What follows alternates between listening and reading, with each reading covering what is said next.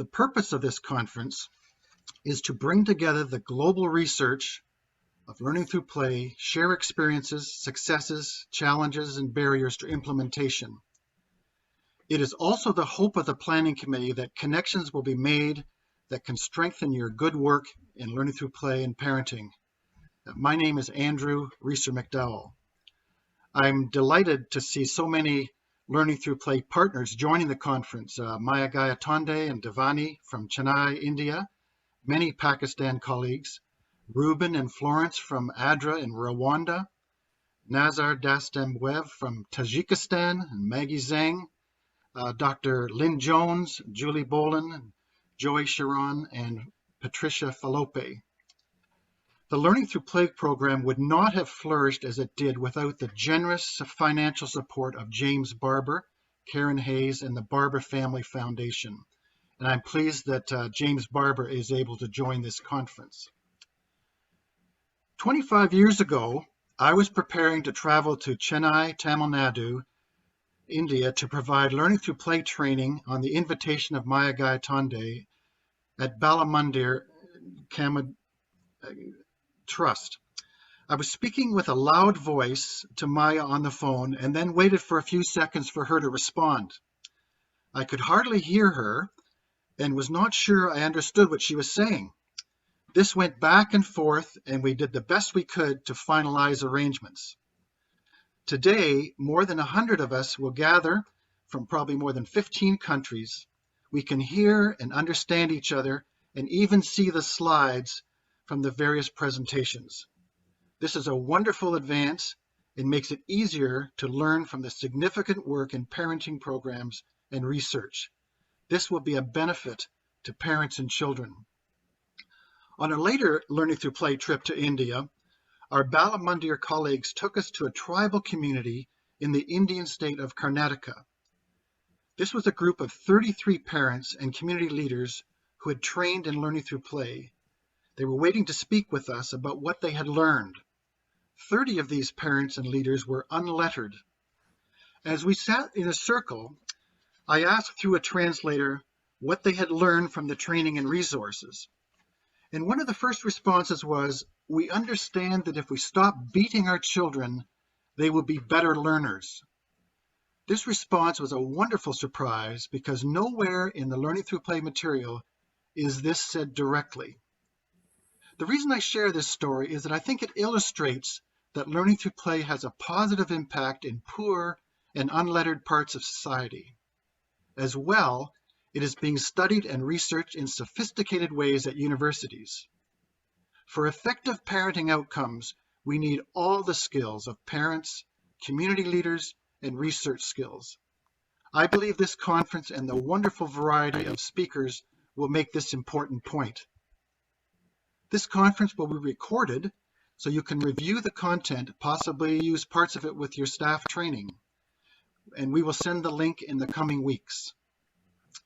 This conference is sponsored by the University of Toronto, Pakistan Institute for Living and Learning, Center for Addictions and Mental Health in Toronto, Manchester Global Foundation, and University of Manchester in UK. Thank you for this support. We also acknowledge Sick Kids in Toronto, which holds the intellectual property on Learning Through Play. During the presentations, you are welcome to put your questions into the chat box, and those moderating the chat box will pass on the questions to the presenters. If there is time, the presenters can comment, otherwise they can respond later. And we'll take a break in about an hour and a half. Thank you to the Conference Planning Committee, and especially Rabia Satir, who has coordinated the planning effort. And I'm still not sure when she slept because I saw emails coming my way all 24 hours a day. So I don't know when she slept, but we're delighted for the work that Rabia has done. So those are my introductory comments, and now we're going to get going on some of what I consider to be a wonderful lineup of speakers.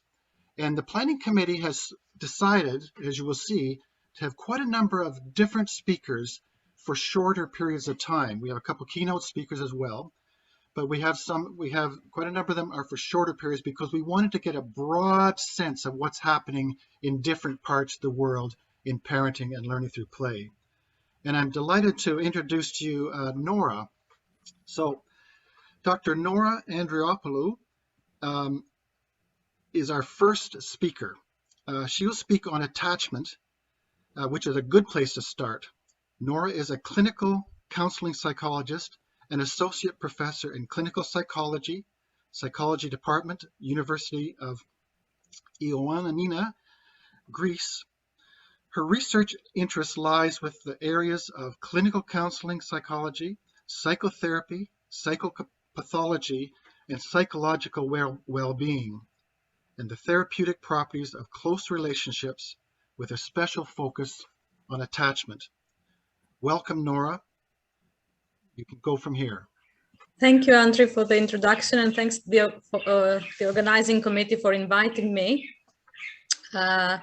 Is it possible to upload my slides so I can have control of them? Would that be okay, Rabia? Yes, Nora, you can. Bilal, can you please stop sharing your screen? Okay, thank you. Thank you.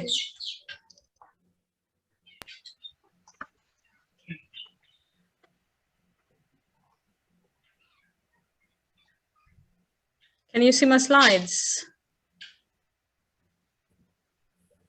Yes? Yeah. Okay, great. So, good morning or good afternoon, good evening, depending on where you are.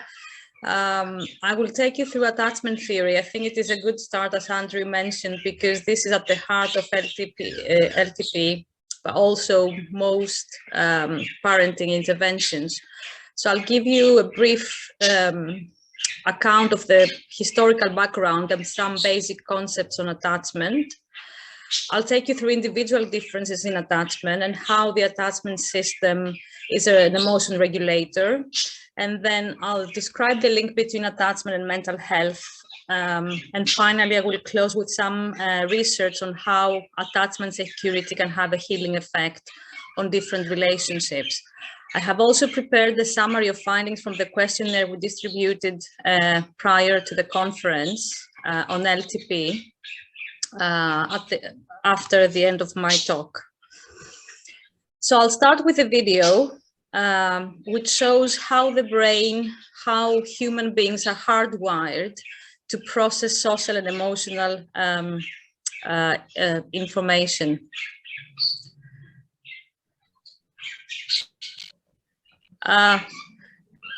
Maybe I will need some help with how to share the sound.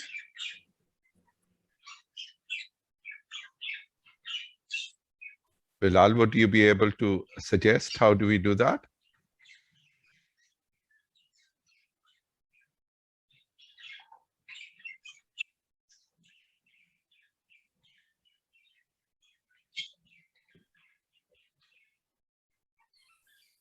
Bilal, will you be able to help? Yes, It's a video. If you could help start the video. I can start the video, but I don't know if the sound will be heard. We can hear your bird.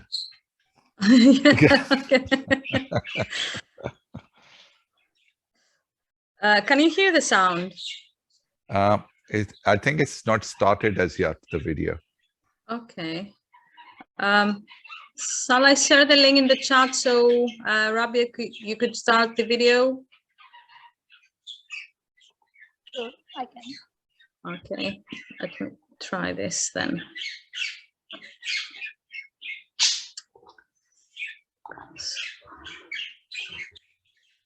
Oops.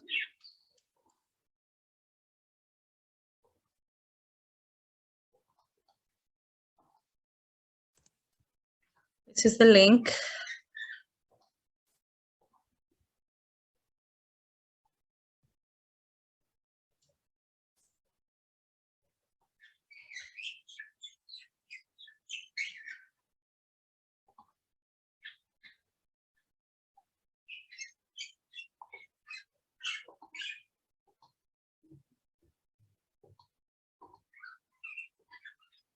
So while Rabia is preparing the video, I just want to draw your attention to the mother's face and the baby's emotional experience and response. Can you see my screen? Yes, we can. Yeah. The video. Yes. Or extremely responsive Is it audible? Yeah. to the emotions and the reactivity and the social interaction that they get from the world around them. This is something that we started studying 34 years ago, when people didn't think that infants could engage in social interaction. In the still face experiment, what the mother did was she sits down and she's playing with her baby, who's about a year of age. I'm my girl. Oh. And she gives a greeting to the baby gives a greeting back to her. Yeah. This baby starts pointing at different places in the world, and the mother's trying to engage her and play with her. They're working to coordinate their emotions and their intentions, what they want to do in the world. And that's really what the baby is used to. And then we ask the mother to not respond to the baby. The baby very quickly picks up on this, and then she uses all of her abilities to try and get the mother back. She smiles at the mother. She points because she's used to the mother looking where she points. The baby puts both hands up in front of her and says, "What's happening here?" She makes that screechy sound at the mother, like, come on, why aren't we doing this?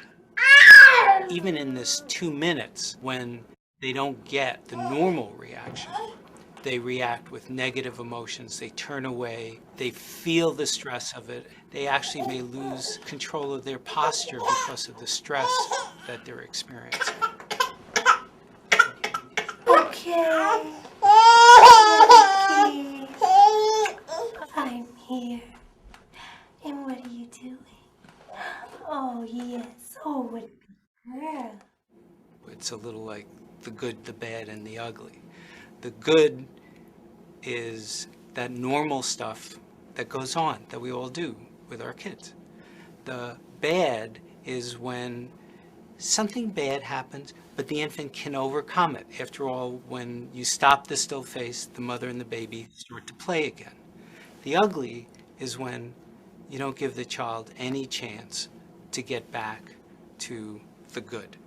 There's no reparation, and they're stuck in that really ugly situation.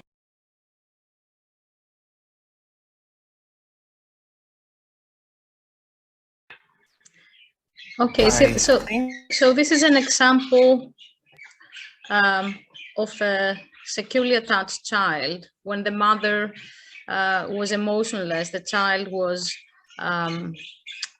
experiencing some distress, but when the mother returned with some emotion, the child started engaging with the mother again.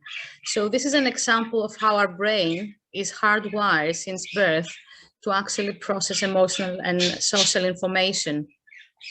So this is John Bowlby. He was a British psychiatrist who was the first to lay the foundations of attachment theory.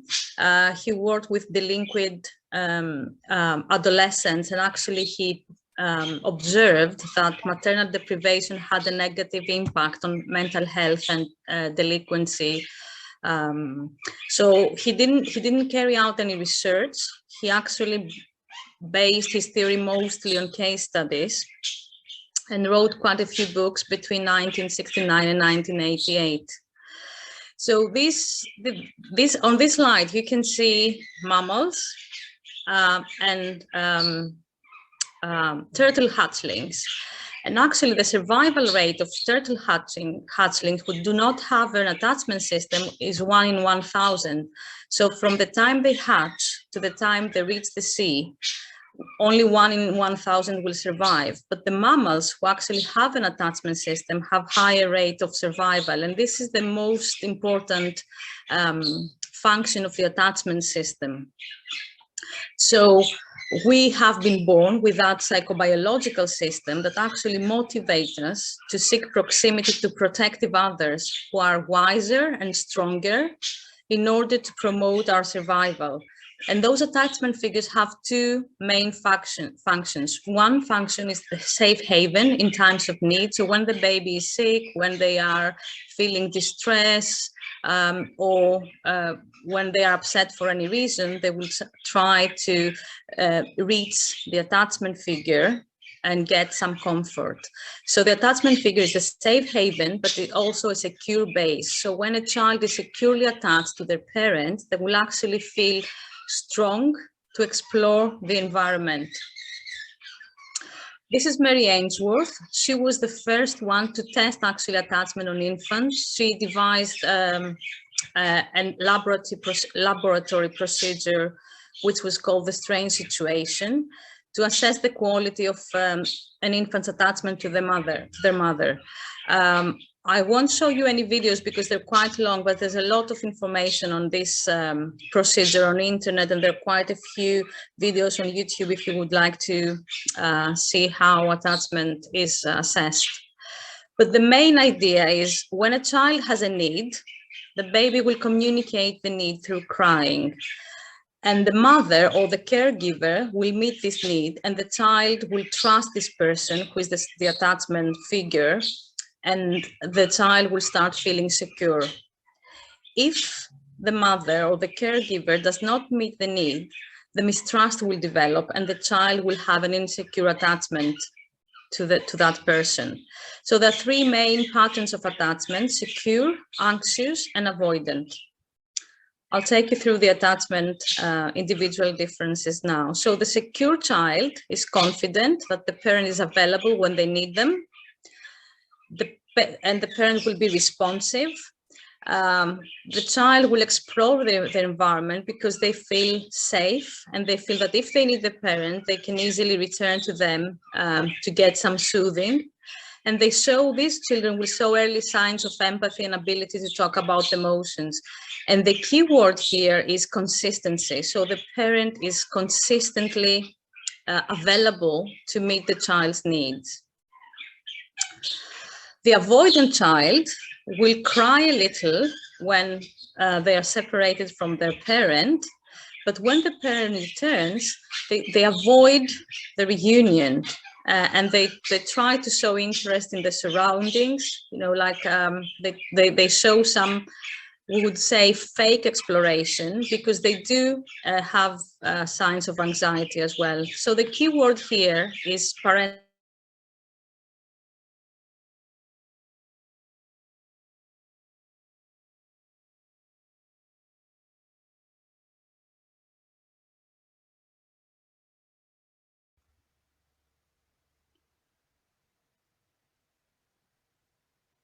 We'll just wait a few more seconds to see whether we can get her back. It seems like she's frozen.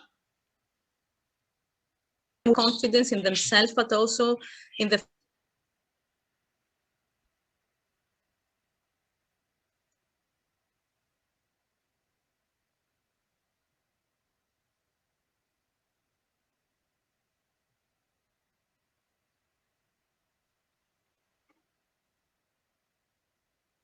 of attachment. These are called attachment workout, the cognitive emotional exemplification of the system.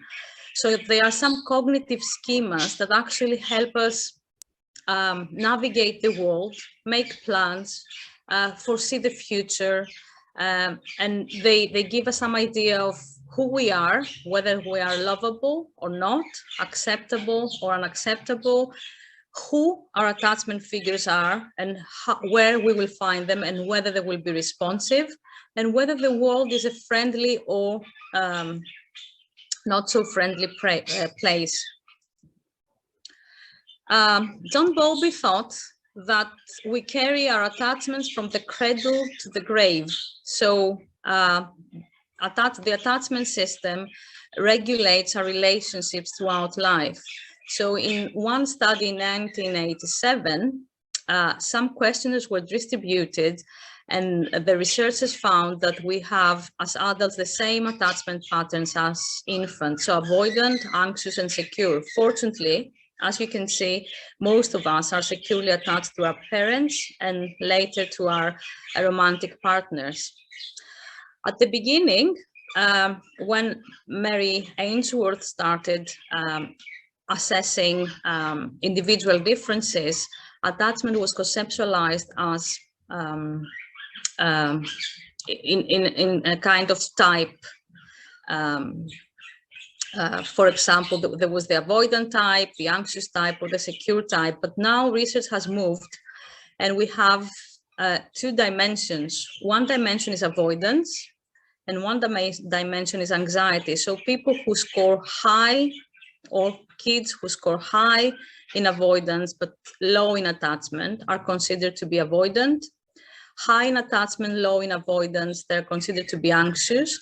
And the children or adults who score low on both avoidance and attachment are considered to be secure. So the first dimension, anxiety, is related to the degree to which a person worries that a partner or an attachment figure, it could be the mother or the romantic partner later in life, will be available in times of need. Whereas avoidance concerns the extent to which a person distrusts others' sympathy, availability, and goodwill. So they try to maintain some compulsive independence or compulsive self-reliance in both these words. This is all about individual differences, and we'll now move on to attachment and emotion regulation. So Bowlby considered that the attachment system is an emotion regulation device, and actually Saver and Mikulincer who in 2002 described the function of the attachment system.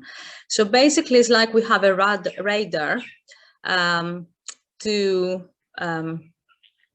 explore whether there are any signs of threat. If there is no signs of threat, so that would mean an illness, a threat to survival, distress, then the attachment system will not be activated and we will continue with the ongoing activities.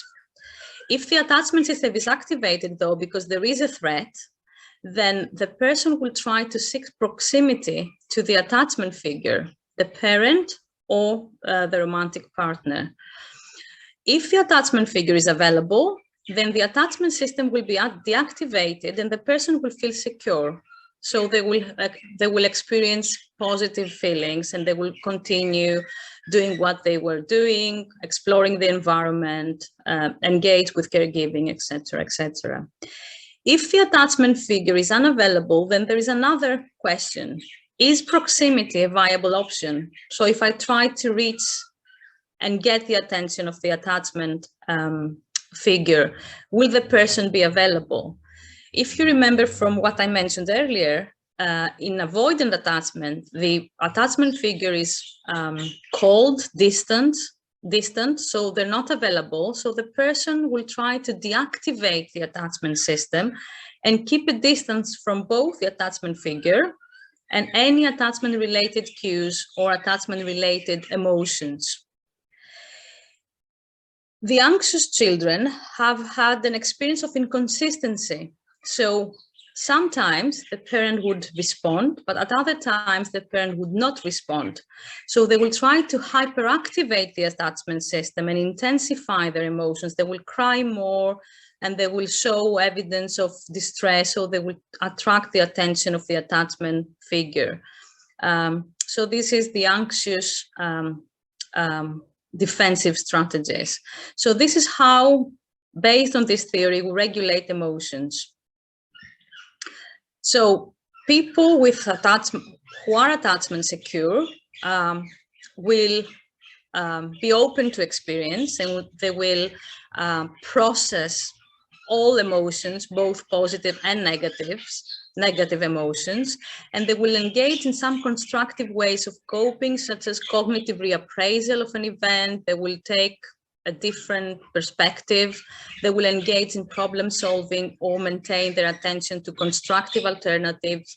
they will mobilize social support, or they will utilize some self-soothing skills, which are skills they have been taught since they were kids from their attachment figures.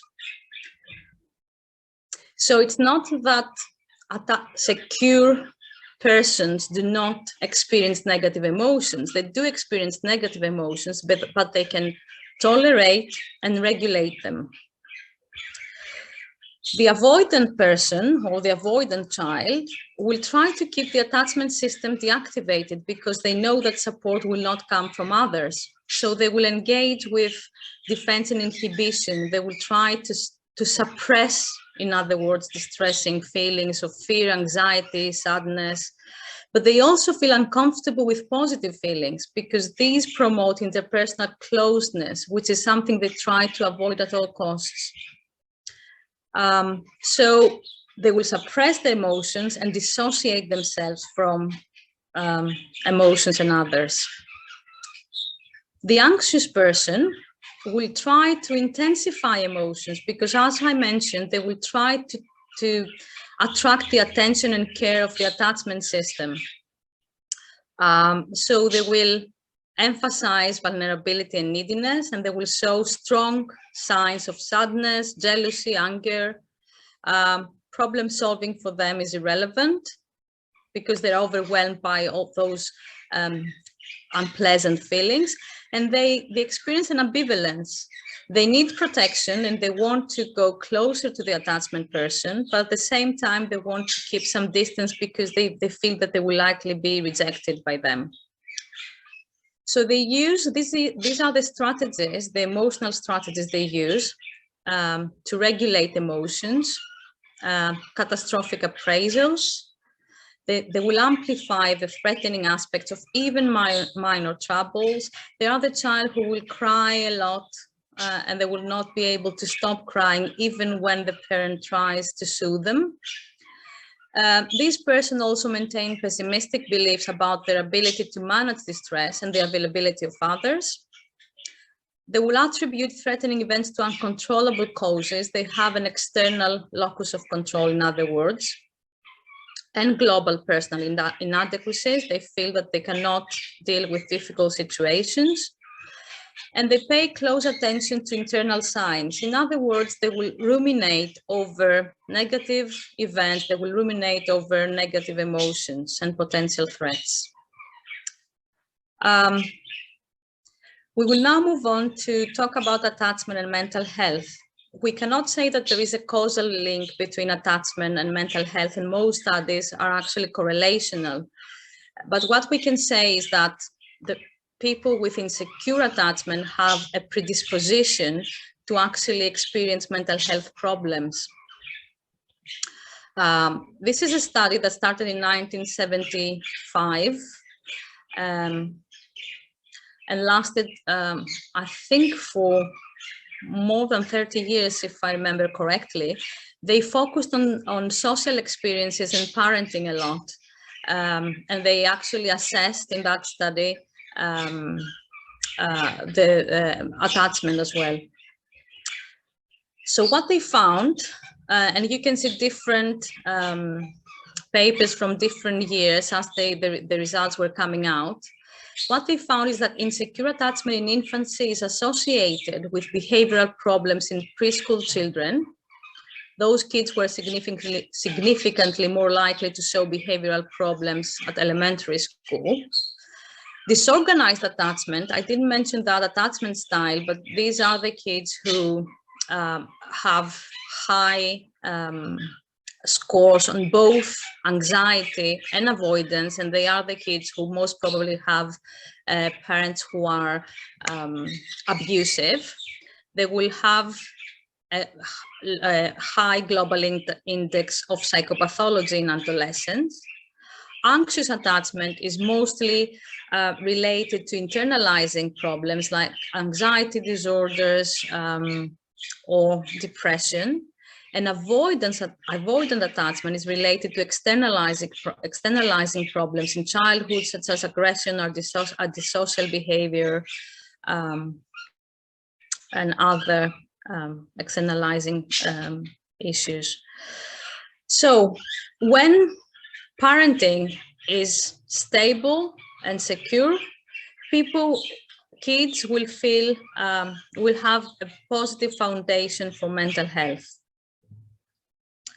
Some further evidence, you can see other studies, more recent studies, with regards to attachment insecurities. You can see that attachment is associated to depression, anxiety, obsessive compulsive disorder, post-traumatic stress disorder, suicidal tendency, and eating disorders.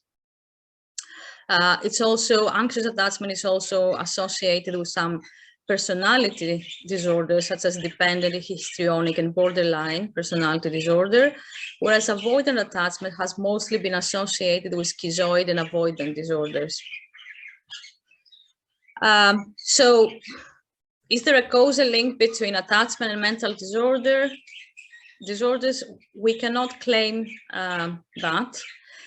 Because that attachment psychopathology link is moderated by a large number of factors, such as obviously biological predisposition, other psychological factors, and sociocultural factors. But attachment is a very important factor when it comes to pathology, and sometimes it lays the foundation of those disturbances.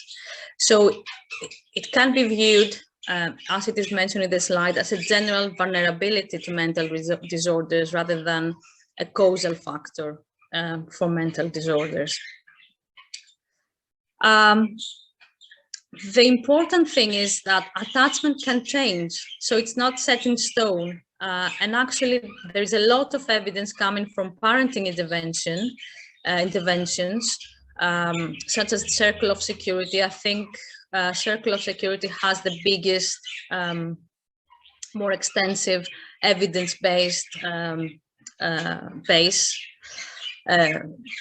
There's a lot of data coming from that intervention. So researchers have found that with parenting intervention, we can actually change the quality of attachment and move from insecure attachment to more secure attachments.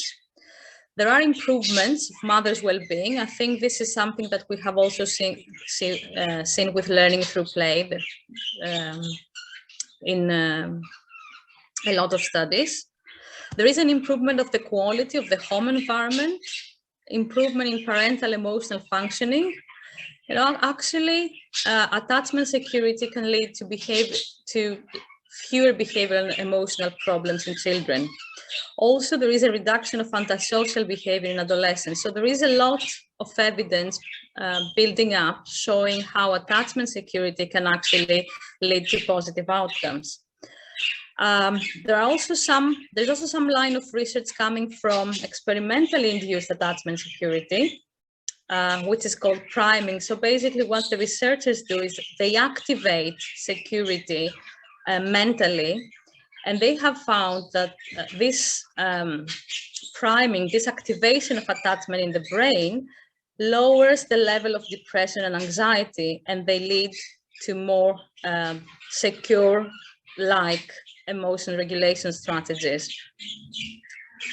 I think that is all about attachment. I don't know if we have time for any questions, but I'm happy to take any if there are a few minutes. I think what we should do, Nora, is go to your, thank you very, very much for that. It's got a very good foundation for this conference. Could you move just very briefly to the summary of the surveys that you sent out? Yes, of course. Okay, we had 11 responses overall from those organizations that took part in the survey. All organizations are using LTP. Some organizations have just started using it, while others have been using it for 20 years or more. But most organizations were using the LTP for about 5 years. And there were obviously the organizations who have just started had trained a handful of parents. So there were between 20 and 5,000 parents that have been trained by different organizations already. The three most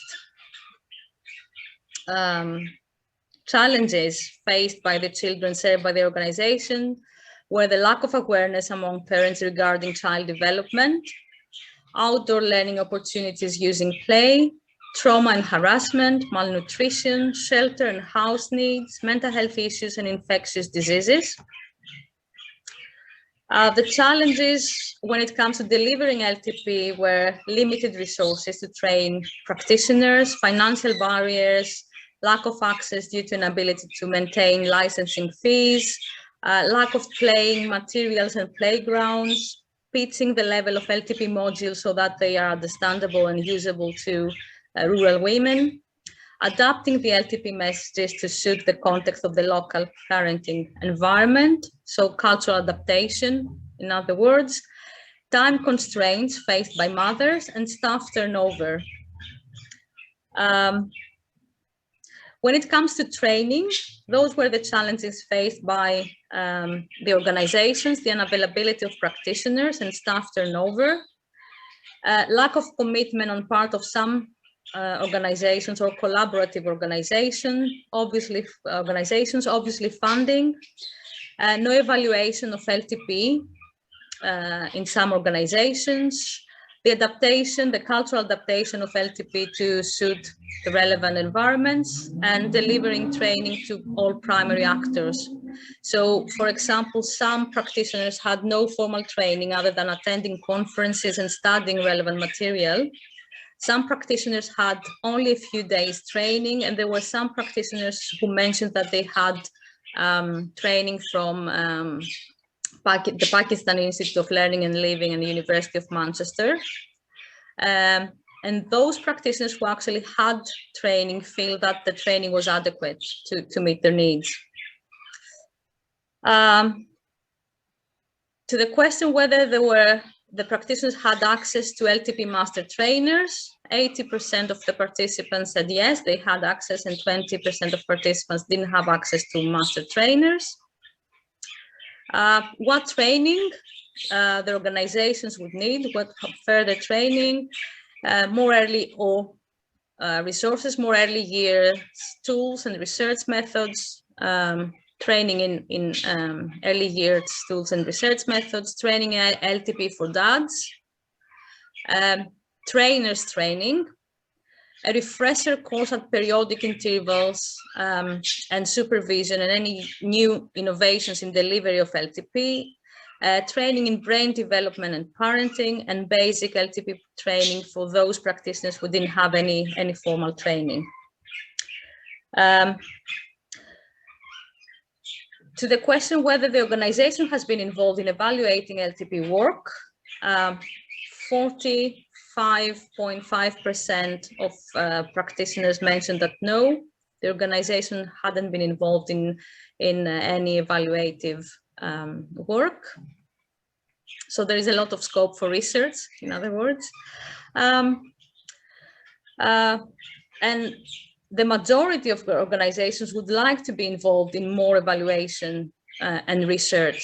So you can see that 91% of organizations would like to be involved in evaluative research. So these are the findings, the main findings from the questionnaire. Well, thank you very much for both presentations there, Nora. You've got us off, as I mentioned, to a very good start here with the very basics, getting going on attachment. Plus, thank you for giving us a sense of those who are already using Learning Through Play and what some of the needs are. Thank you. Thanks for listening. Thank you. So next, we've got Rabia Sattar, and she's a research associate and clinical psychologist at Pakistan Institute for Learning and Living, that's PIL, Living and Learning. She works in the research domain of women's mental health. She has successfully completed a Learning Through Play implementation trial in Pakistan, and currently she is leading a partner-inclusive Learning Through Play transition to scale research study in Pakistan. She's a master trainer of the Learning Through Play training program and has trained researchers in LTP nationally and internationally. Again, welcome, Rabia, and we look forward to your presentation. Andrew, can I make a request? Yes. Because Dr. Kumran and Professor Bhutta has very strict timelines. If we could request Rabia to come later, because I think we are about 10 minutes behind. So if we request Dr. Kumran, if he's with us, if he could go, and then we would have Professor Bhutta in time, because then, would that be okay, Andrew? Yes, Rabia, you're all right with that? You're flexible as usual. Are you okay with this one too? One more flexibility. Thank you. Okay, Professor Hussain, do you want to introduce then Dr. Kumran? Yeah, happy to do that. Kumran, are you here? Prof. Kumaran is struggling to join. So, Okay, then let's go with Rabia. Apologies, okay. Andrew and Rabia. Okay. Problem. Once again, Rabia, thanks for being flexible. Appreciate it. Okay, go ahead, No Rabia. problem. Thank you.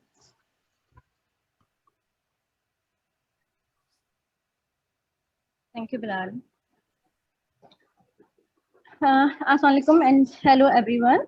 And thank you, Andrew, for introducing me.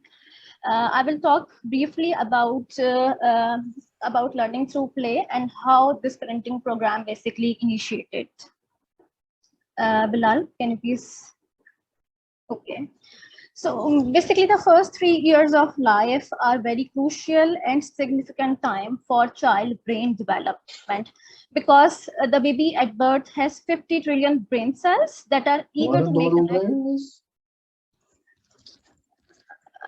that are eager to make connections with one another. And between birth to 1 year, the connections between these brain cells basically skyrocketed about 50 trillion to 1,000 trillion. And if these connections are basically not reinforced by the parents or caregivers, so these cells who are eager to make connections perish or die or shrink basically.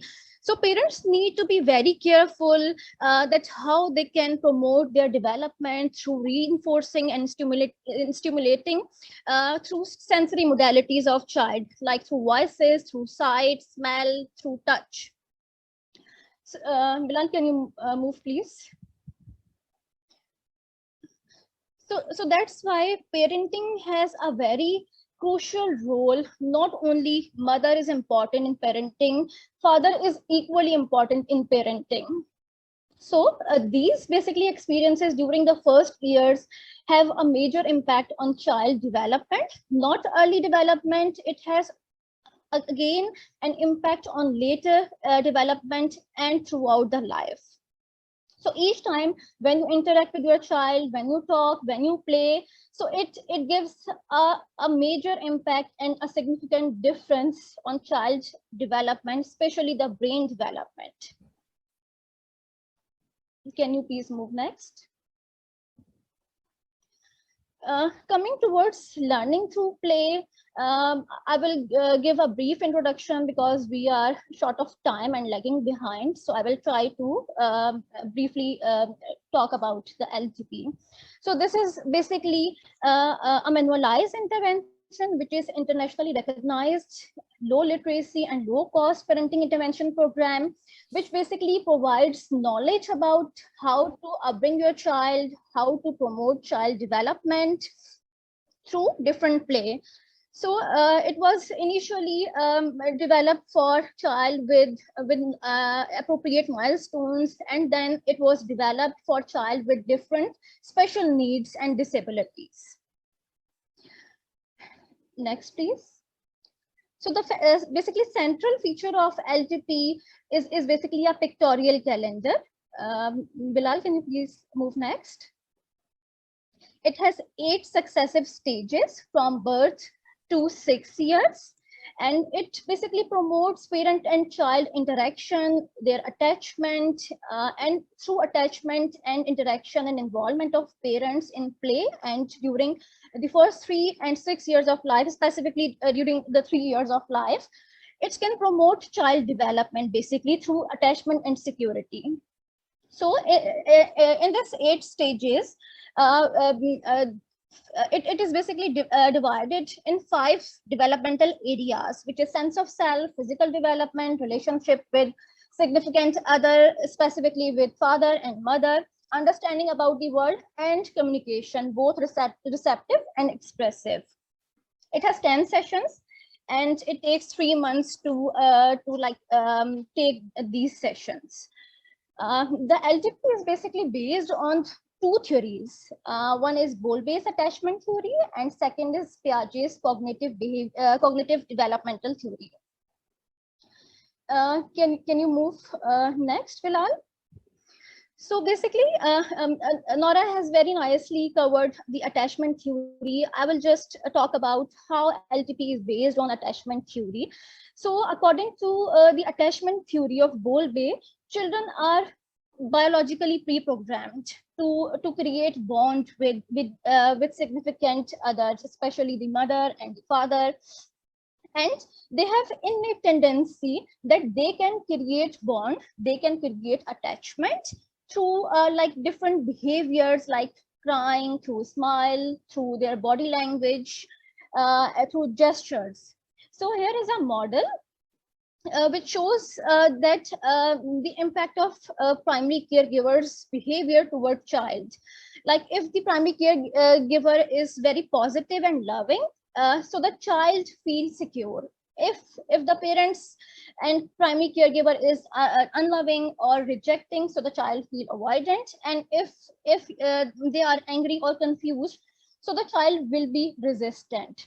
So here we can see that if a child is feeling not secure, he is feeling rejected and avoidant, so he will definitely at this time, if anyone, whenever anyone feel insecure, so they cannot learn at that time. So similarly, a child cannot learn in their initial like 0 to 3 years specifically. He cannot learn if he is not feeling attached, if he is not feeling secure to the caregiver.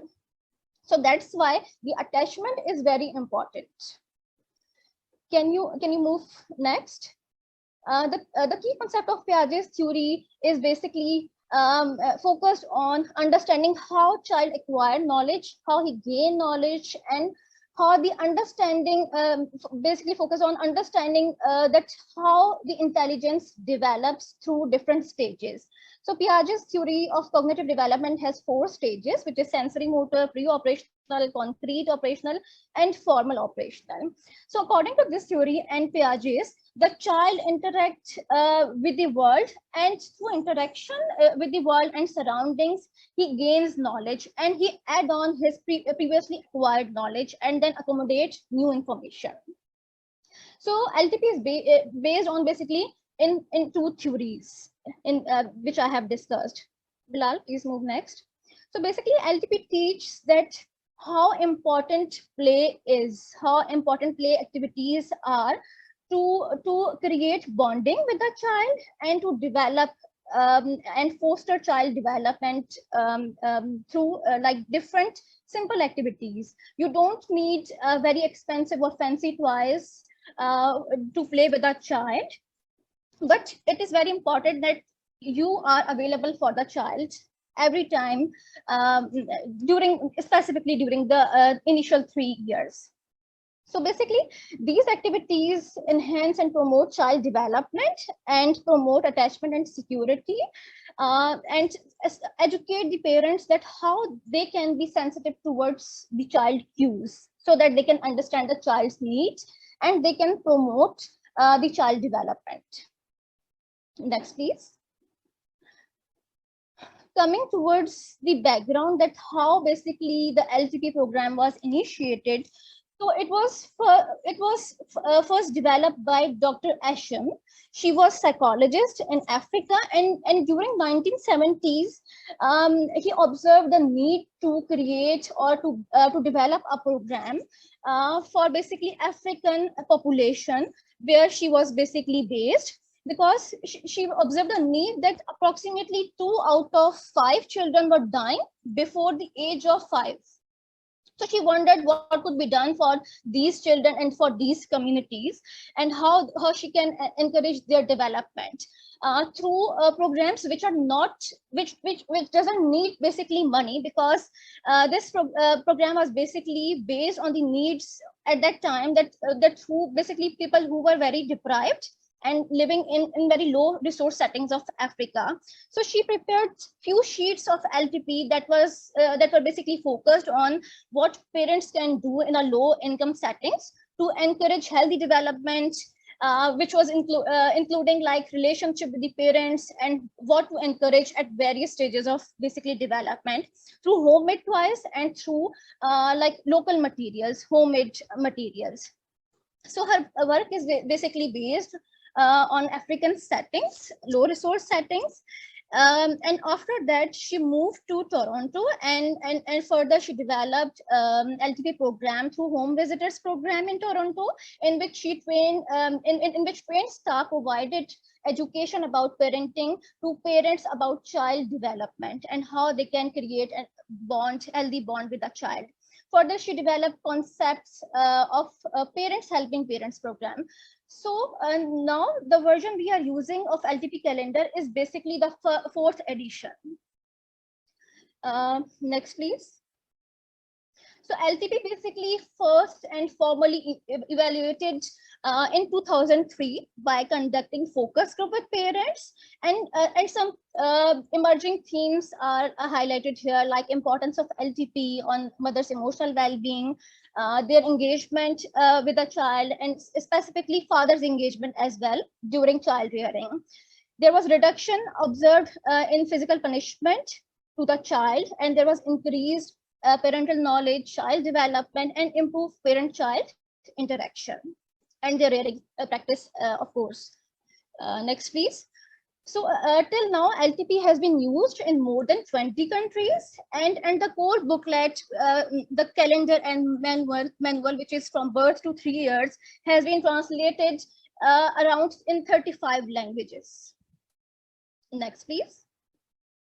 So when we were conducting trial and research study in Pakistan, so initially we delivered and conducted a trial in low-income settings of Pakistan, and we delivered only learning through play to moms who were depressed and who has like malnourished children. So result shows that there was a significant improvement in child outcomes and indicators, but there was not any significant improvement in mental health of mothers. Then we incorporated the plus component with the LTP, which was Thinking Healthy program based on simple CBT principles. So after incorporating, we conducted another trial, and then results showed that there was a significant improvement in mental health of mothers as well. Their distress like improved. They were feeling less distressed, depression was improved, and other factors of mental health like variables. Then we again incorporated LTP plus component for depressed fathers, which was CBT and the role of father. We incorporated interpersonal psychotherapy and trauma-focused therapy. And these studies will be discussed by my colleagues later on in details. Thank you so much. This was my last slide. Thank you, Andrew.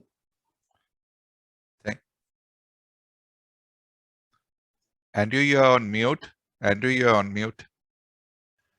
Thank you very much, Rabia, for that quick overview and background as well on learning through play. Now, please ignore that sign that says break time. We're not there yet. Nusrat, is Dr. Bhutta available? It would now be a good time to start. Let's find out. Okay. Professor Bhutta, have you joined?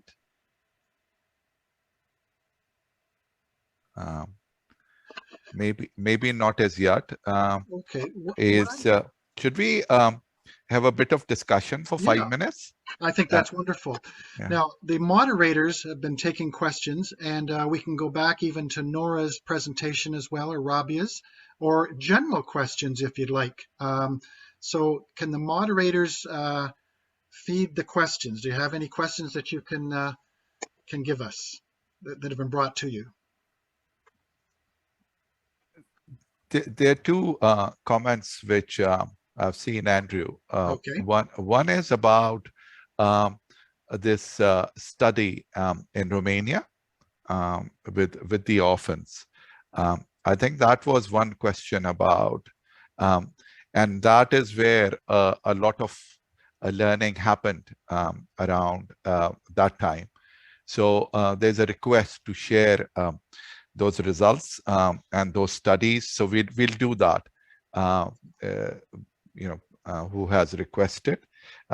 There's also another one about, is it called the Circle of Security, which Nora mentioned. If Nora is able to make a comment on that, Nora, about this Yes, program. I could share some material on that parenting intervention, even though I don't think we can have access at the resources. You need to pay to get the resources, but I can share some studies if you like, with a brief description of the program. And then you can circulate them to the organizations and all those interested. I think we've got 3 minutes. So if you are able to show something or say something around it, Nora, and then we can share the details of that program. Because what I heard was you're saying there's quite a lot of evidence around this intervention. So that would be very useful to have. Okay, I think I might find a slide. I don't have it handy now, but I can find a slide to show you the circle of security. But the main idea is to train parents to promote secure attachment between them and the kids. So I'll try to identify the slide from a different presentation I have and share it with you in a minute. If you can go through the rest of the questions, and I'll come back to that. Tayyiba, do we have any other comments or questions? No, Prof. I can't see any comment or any other. Rabia, can you put an email to Professor Bhutta if he would? He has joined. Oh, okay, brilliant. I'm online. Okay. It's, so, Ms. Rad, if you would introduce Dr. Bhutta, that would be wonderful. Okay. I want to I think pay tribute to Dr. B. Hashim. I had the pleasure of meeting her in Toronto on a number of occasions. Wonderful person, and she was so passionate about making a difference with regard to child morbidity and mortality, and how she wanted it to become a global. And meeting today, I think that's the kind of direction she would have wanted learning through play to go into. And there's no better person than having Professor Bhutta here today.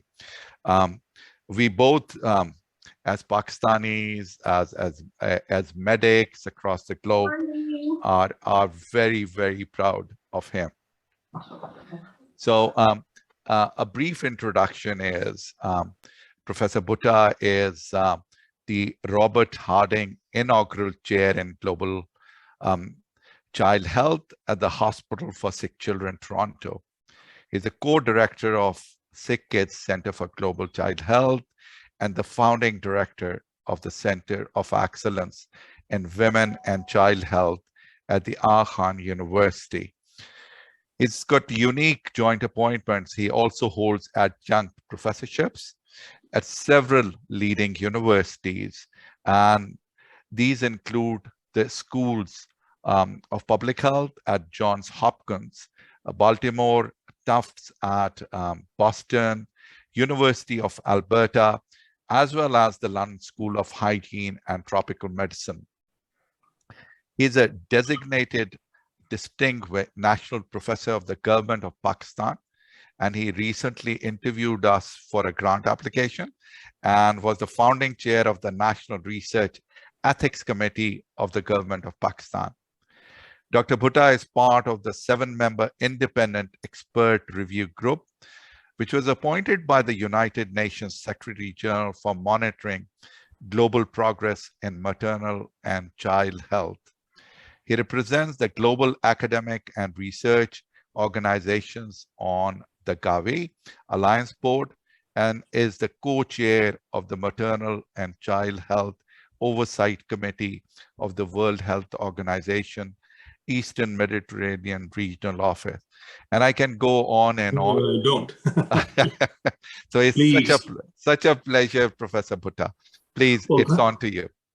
Thank you very much, Nusrat, and thank you very much, colleagues. And my apologies that I had to kind of constrain my presentation in a day, which is jam-packed at my end, my fault rather than anything else.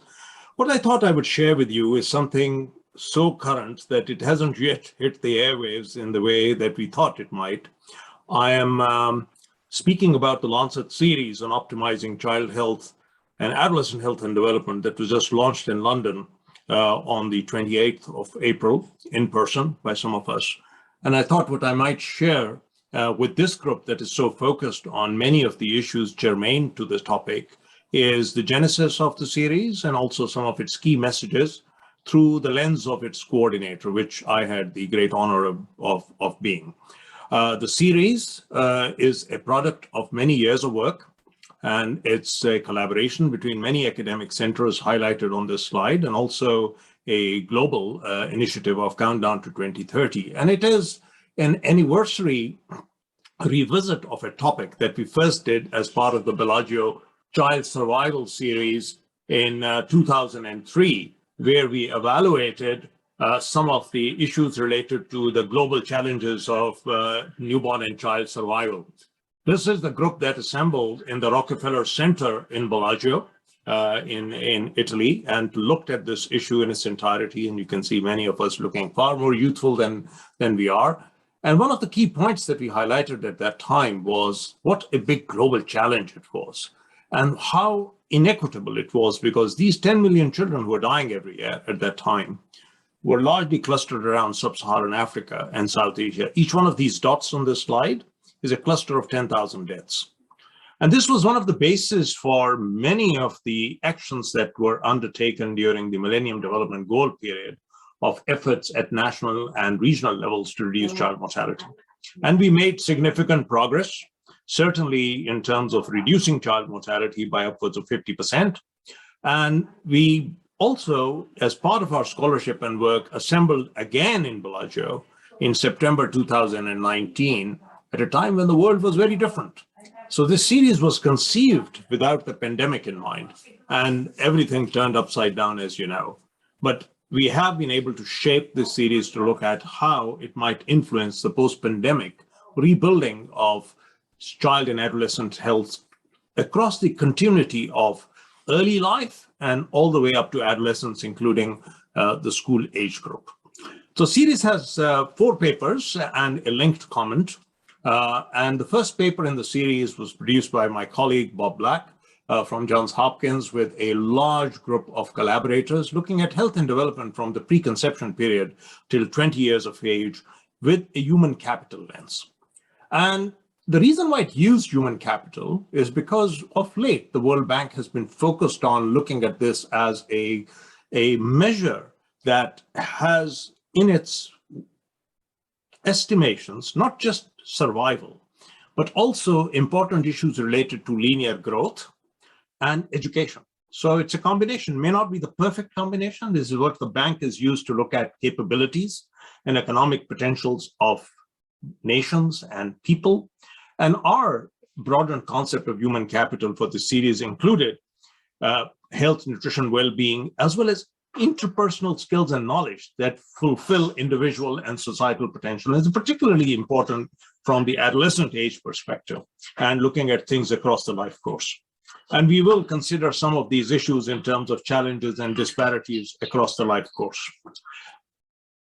One of the important graphics that we produced for this series was actually published ahead of the series, and many of you may have seen it, looking at the continuum across preconception to adolescence, and the importance of looking at the 5 building blocks that constitute the whole nurturing care concept, not just health and nutrition, but also the importance of a secure, safe environment, free from adverse childhood events, relationships, the importance of families and society and communities, and learning.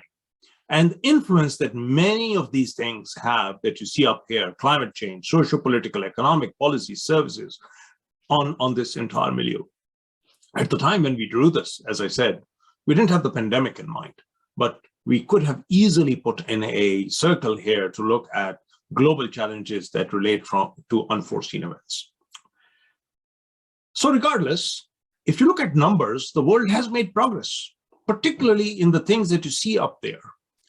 These relate to child mortality, reductions in infant mortality, etc. But the older you get, the closer that you get to adolescence, and the closer that you get to school-age children, you find that reduction in mortality over this period has been relatively slow. And for adolescents, virtually non-existent.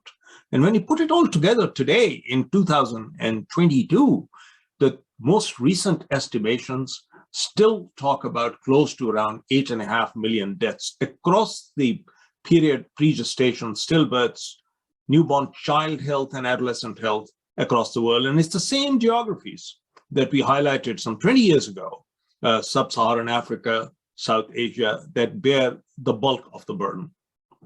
But the burden is not just with mortality. As we point out, there are major issues in relation to learning and education. And one of the measures that we point out in this paper is the learning adjusted years of schooling, which is not just enrollment data, but it's also actually the quality of learning estimations. And here, as we point out, when you look at the quality of learning, the gaps become even wider between low and middle income countries reflected here as parts of Africa, South Asia, and high income countries. So we have a major learning gap across the world, which is distinct from what you get through pure enrollment data. And this is important because the earlier you are in terms of some of these gaps, the greater the consequence in terms of human capital over time. And what this graphic shows clearly is the impact on intelligence quotient of conditional things such as linear growth. So if you look at stunting and linear growth disparities, clearly the impact of linear growth is much greater if it's earlier on in childhood. And here you also see that from births to 5 years of age, this deficit in terms of its impact on intelligence quotient over time is much greater than what you have later on in childhood. So stunting early in life really matters in terms of IQ and also in terms of attained schooling with grades. So nutrition, particularly linear growth, has a major impact in terms of learning. There are many other lessons in that particular paper, which is full of data, and I would urge you to read it. But just to conclude, that we make the point that in addition to survival, human capital depends upon the foundation of health, nutrition, knowledge, and skills, which are required throughout childhood. And we felt very strongly that because of the importance of fetal growth and stillbirths, we needed to include within the measure of human capital these indices because there are just so many. There are just as many stillbirths, almost half of them intrapartum, as there are early newborn deaths. And they should be included within the estimation of deficits and risk factors for human capital issues. The third point that we make, that I will now expand upon as part of the second paper, is the whole issue of regional disparities, the differences between various regions and also within regions. Which brings me to the second paper of the series, produced by my colleague, Cesar Victora from the University of Pelotas. And Cesar worked with us and also with a large cohorts group in terms of assessing how important early life poverty was for child nutrition, health, and development through an analysis of national surveys from 95 low and middle income countries, and importantly, bringing together data from 6 long-running birth cohorts in low and middle income countries on assessing the linkage of adult health, human capital, and intergenerational outcomes. We are currently working with Cesar and team and the cohorts group on looking at some of the issues around women's health and well-being, but this is a very rich source of longitudinal data that looks at a range of issues across the areas of interest. And what are those areas of interest? In looking at those national surveys, Cesar and team looked at not only survival, looked at nutrition, growth, development, achieved schooling, and one measure of adolescent health and well-being, which was teenage parenthood. And he had data, as you can see, across a large number of these geographies, which I'll try and summarize in a couple of graphics. So first, to show you these equiplots. These equiplots are the standard way in which we demonstrate various levels or coverage according to deciles, asset deciles or income deciles. So the poorest would be here in red and the richest relatively would be in blue. On this side, the top 10% decile here. And as you can see across the globe, particularly in these 95 low and middle income countries, representing close to around 2 million births, we find wide gaps in under 5 mortality rates across all regions.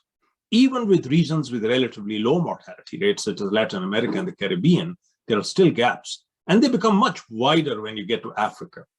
And even in South Asia, my own region where I work extensively, just look at the difference between the lowest decile and the upper decile here. This is almost 3 to 4 folds higher. We also see this in terms of a variety of other outcomes that I've talked about. Stunting rates, altered or deferred, delayed development. Just look at the gaps in development in Africa. Also in South Asia, it's almost as bad as Africa. Teenage motherhood and incomplete schooling. And you can see the rates of incomplete primary schooling are significantly different in many parts of the region where you have issues of enrollment in children. So to summarize the analysis from these data sets, there is highly consistent association between poverty and outcomes affecting health and human capital. And these are substantial gaps in social gradients, which we have been able to identify for socioeconomic reasons, but they could easily be due to ethnicity, geography, and also gender. And these gaps are widest in sub-Saharan Africa and South Asia. In the second part of the cohorts analysis, Cesar and team looked at these cohorts that represent the geographies represented here, 2 in Latin America, a couple of cohorts from his own group in Pelotas in Brazil, and also in South Africa, India, and Philippines.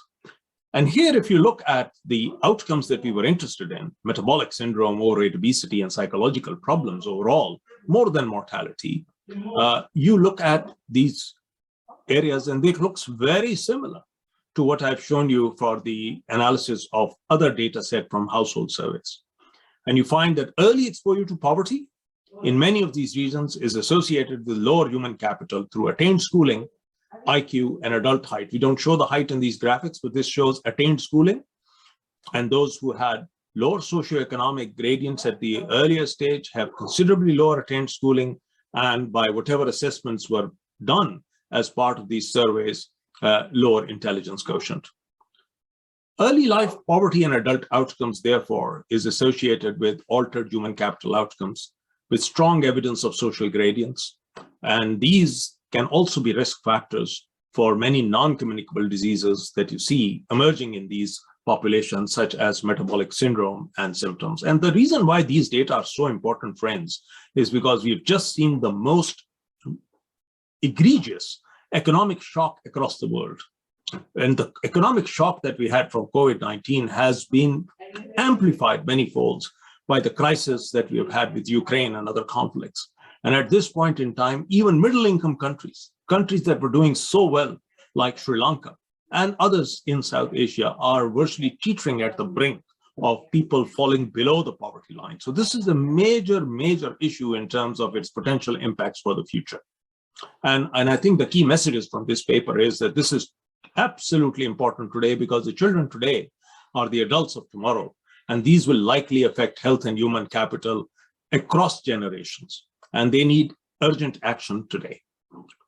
The third paper that I would like to draw your attention to is the paper that was led by my group from Toronto and Aga Khan on looking at how we can optimize child health and development using the interventions that we have currently at hand and delivery strategies across this continuum of age. And the important problem here was that we have a lot of these interventions very early on in life. As you know, many of these interventions are largely focused on under 5 children.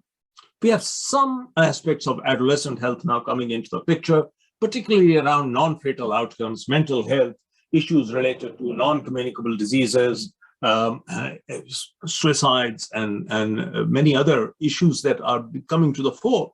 but we know virtually nothing about what happens during school age. So there was a big gap in terms of the evidence that we tried to fill. And this gap is important because it also represents, say, this mid-childhood, between 5 to young adolescents, represents an enormous opportunity for intervention. We as pediatricians and as parents know the importance of this continuum, but to public health programs, this has been a big void. And that was one of the major reasons why, with the school closures over the last 2 and a bit years, there has been such a massive uptick in terms of consequences, both mental health and other health consequences in school age group. So we looked at these intervention domains by a variety of bags. And as I said, highlighted here are the major contributions. For the first time in global literature, this evidence was summarized.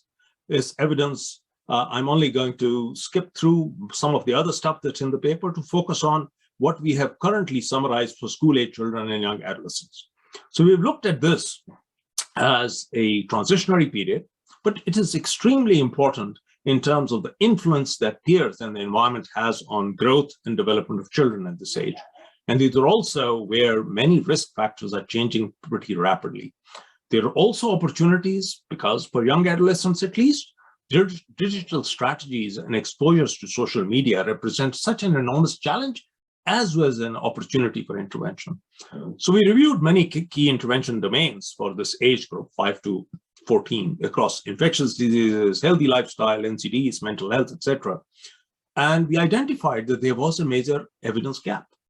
There was virtually nothing that we had in here from low and middle income countries. It was not an absolute zero, but very little evidence in terms of interventions outside of, you would say, neglected tropical diseases and high burden infections. But for many mental health and other strategies, most of the data was for high income settings. And what we had to do, therefore, is to do a really rigorous metadata review and analysis to see what could be extrapolated and what could not be extrapolated. All of this has been published 5 days ago as a big supplement in pediatrics. These are 12 systematic reviews for the first time looking at key interventions for school-age children and adolescents in low and middle-income countries. They're all freely available. All of this stuff is open access. And I would really urge you to look at these in terms of how it might influence and inform your own important work across family health. They not only relate to things like infectious disease strategies that you see over here, but NCDs, many of the NCDs that are emerging as big issues in low and middle income countries, asthma, epilepsy, cancer, but importantly also how lifestyle could be improved. They include mental health and positive development interventions and also interventions to reduce unintentional injuries and improve sexual and reproductive health.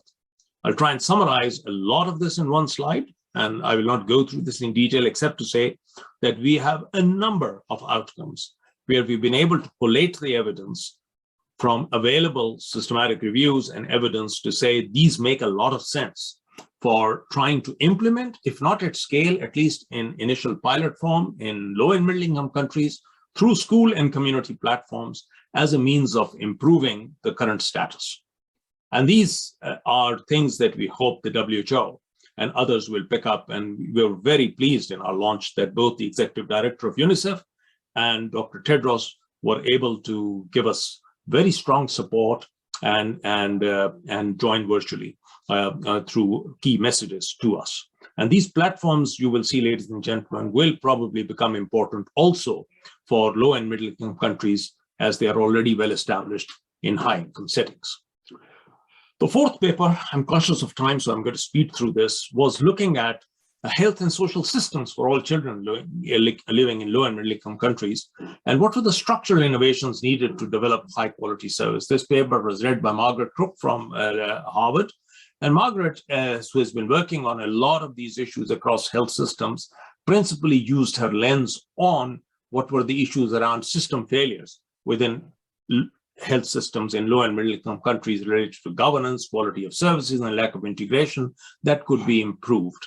And what she tried to do this time is to bring together with her prior work on high quality health systems is what could be brought in through adjacent social systems. So to her credit, she has done a fair amount of novel work on seeing what could be done to link communities, capable schools, digital platforms, and also informed and empowered families, which I think is the first time we have tried to look at how this interface could work for children and adolescents across these settings. Now, there is a problem in terms of quality, and as she says, many of the issues around pregnancy and newborn reflect poor quality services in many low and middle income countries, as you can see in parts of South Asia. If you particularly look at quality services versus coverage, there is a major gap between coverage and quality. So just having an intervention doesn't mean that people are getting good quality services. And this is the so-called service quality gap that needs to be bridged as we improve services across the globe. And this gap may not only relate to absence of qualified health personnel, but also simple things like empathy, simple things like trained people who have communication skills to reach folks. And this is much greater for gap areas like school-age children and adolescents. She was able to find that there are major gaps around childhood and adolescence, both for infectious diseases and developmental disability related to early issues, particularly for injuries. There is a major quality gap. We know that for children and adolescents, and very little is available for mental health conditions in adolescents and school-age children. She found that for adolescent reproductive health care, there were major issues in relation to how they were important for those who were already becoming married getting into marriage under 18 years of age. So this is also an important issue in terms of contributing to premature mortality related to reproductive health conditions in adolescents. But it's obviously very important for sexual and reproductive health. And the gap pointed out here was also that adolescent boys are generally excluded from reproductive health care in many health systems. What we have done with our inordinate focus on just girls in many of those systems is push boys out from any sexual reproductive health, with most of them getting their information from lay personnel or from peers in schools. She identified that there was structural change needed and systems level reform, which required time, political commitment, and scale. And some of these required, as I said, service redesign and improvements in governance for quality. What does that mean? In just 2 slides, she talks about establishing clear goals at all levels of the health system with policy updates, talking about learning systems where there is regular feedback from the health system in terms of improving quality of care and issues such as empathy and appropriate care for neglected areas like adolescent. And she also talked about building service delivery so that you get it to the right place. There is no point in building services for adolescents where they cannot get to. And to use the school platforms and community platforms for reaching school children and adolescents makes a lot of sense. And there is also guidance in her paper on how we can empower families to not only create demand, but to also promote self-management and oversight. The last part of our way forward really looks at how we can optimize things in the post-pandemic world. And I was able to bring a group together to make a few recommendations. And one of those is that we really need as a group now to have a life course perspective, both in terms of risks and learning, because what affects us here can impact us through life. And although we have made this point previously as well, this becomes extremely important with the experience that we've had with COVID-19, where learning, social development, mental health has really impacted populations at scale. And the Global Education Evidence Advisory Panel actually estimates that we have already risked close to a $17 trillion loss in lifetime earnings because of these deficits. I don't want to say too much about this because I would hope that this is reversible, that I hope that we can do something about this over time in collaboration with experts like yourselves. So what is it that we can do? Let me finish with the 8 lessons. And they're all in the comment and the papers. First is the life course approach that I've talked about. But secondly is recognizing that effective interventions vary by age because threats vary by age. And they have to be tailor-made to those specific areas and organized in such a way that there is a continuum between them. There's no point in having services in children under 5 that have no connectivity with when children graduate from that age group to a school-age population. So there needs to be communication between health systems that are focused on the care of children in under 5 settings in hospitals and facilities to what needs to be developed across other platforms. The third point that we make is that this is not happenstance. This does not happen by just haphazard planning. This is implementation science and needs to adapt to complex systems and include policymakers and communities and must be driven by data. And we provide several examples as to how this can be done and has been done in other centers. And it requires multi-sectoral support. So the biggest mistake that we can make moving forward, as has been done in the Millennium Goal period in the first phase of the SDGs, is to imagine that all can be done out just within the health sector. That the health sector now needs to increasingly communicate for children and adolescents with the education sector and with the social services. I know it happens in many high-income settings, but friends, it does not happen in many low and middle-income countries.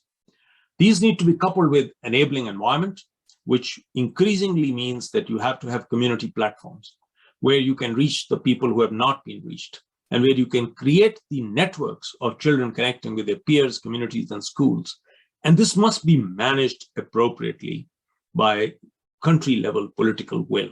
So there is a political economy of how this can be done over time and sustained through national ownership. There's no point in creating a global program for this, which will have no basis and no foundations and no sustainability. There is money needed, and we talk about the global funding gap, but there is work that is now currently going to start on putting a price tag on an investment case for this. And of course, we cannot do this without an eye on reaching the unreached, those who are in marginalized circumstances, and those who are particularly in difficult areas like conflict zones and emergencies. Today, the world has woken up to the issues of children and adolescents because it has a conflict in its neighborhood in Europe. But we've been screaming blue murder for decades about what was happening to children in Afghanistan, in Somalia, in sub-Saharan Africa, and in the Middle East, and it had not received the same attention. So there is also this whole issue of equity in terms of information and policy. So let me close, Professor Nusrat and colleagues, by saying that children are at the center of the Sustainable Development Goals. There is no shame or harm in saying it because that's the next generation. If adolescents and young people are central to our strategies to address climate change, you can well imagine for human capital development, children and adolescents remain central to any efforts at country level to improve this. Thank you very much for your attention. Thank you very much, Professor Bhutta. Wonderful talk. It's so much learning.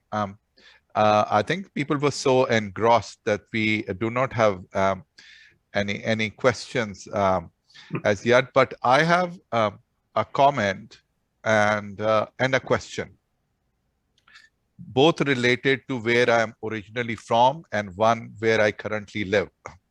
So the comment is, I think it's so relevant for high income countries as well. So if I mention about England, people in least income wards in England die 8 to 10 years younger than the one which are higher economic areas. So we are seeing that in UK as well, and that leveling up needs to be done. And I think we can learn quite a lot from your series. The other one is about Pakistan. We are very sad to say that like stillbirth is probably one of the highest, if not the highest, in Pakistan. And so much of work seeing the last 20 years, what are the main barriers that we have not been able to make a difference in Pakistan? Great questions all.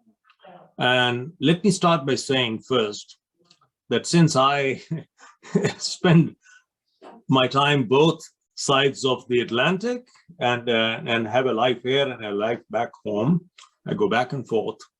I have no hesitation in saying that some of the disparities that I see in North America are just as egregious and as bad as what you see in our own populations in low and middle income countries. So inequities are by no means purely a low and middle income country phenomena. In fact, as I said, many of these marginalized populations in high income countries are particularly jarring because they are so readily addressable by what's available in terms of resources and knowledge.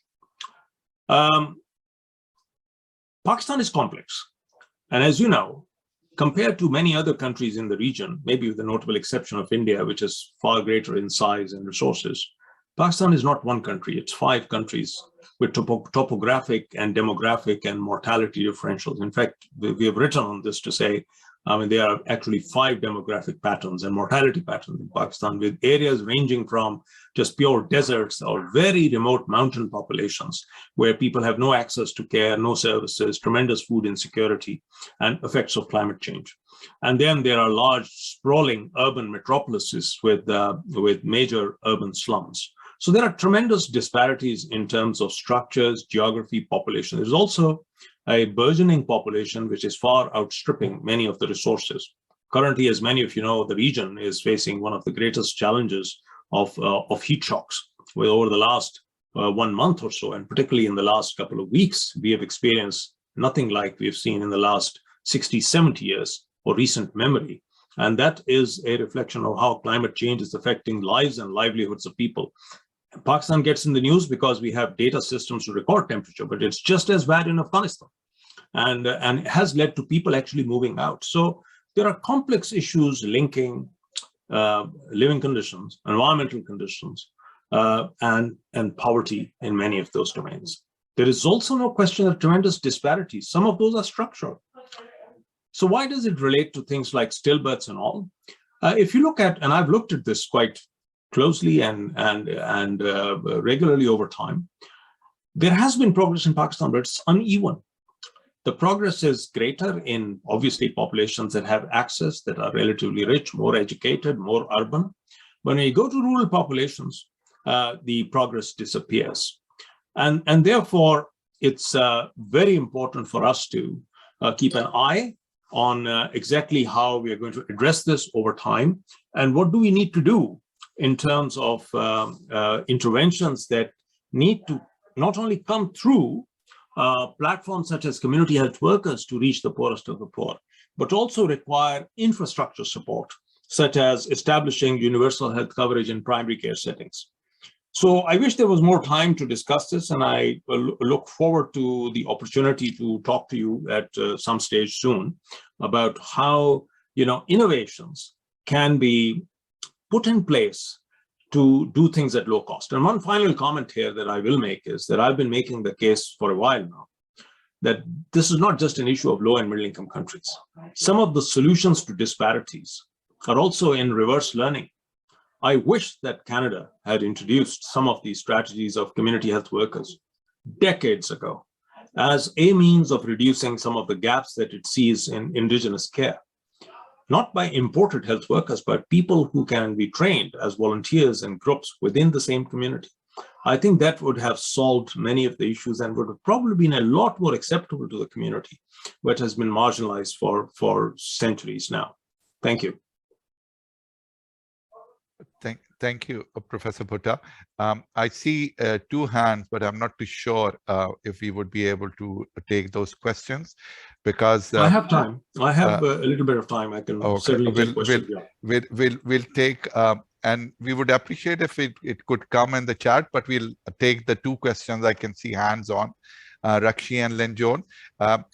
We have got Kumran waiting as well for his presentation, but I'll just quickly take these 2 questions. Rakshi, can you go first, and then I'll come to Lenjon's.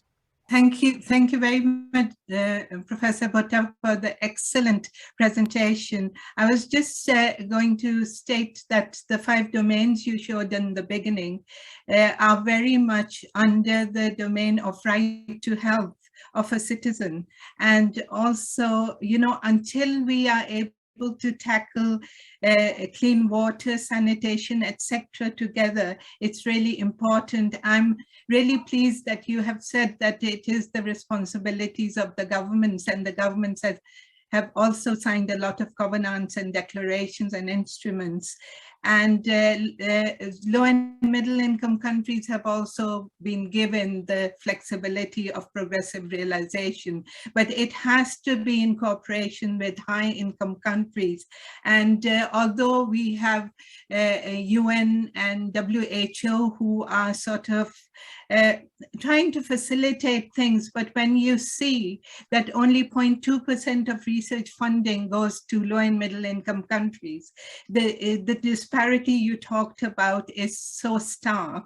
So how can we do something more to also, you know, just do, like you say, the whole system change and also engage the policymakers, not just at micro level and to the low and middle income countries in each country, but also at the macro level of the whole global leadership, if you like.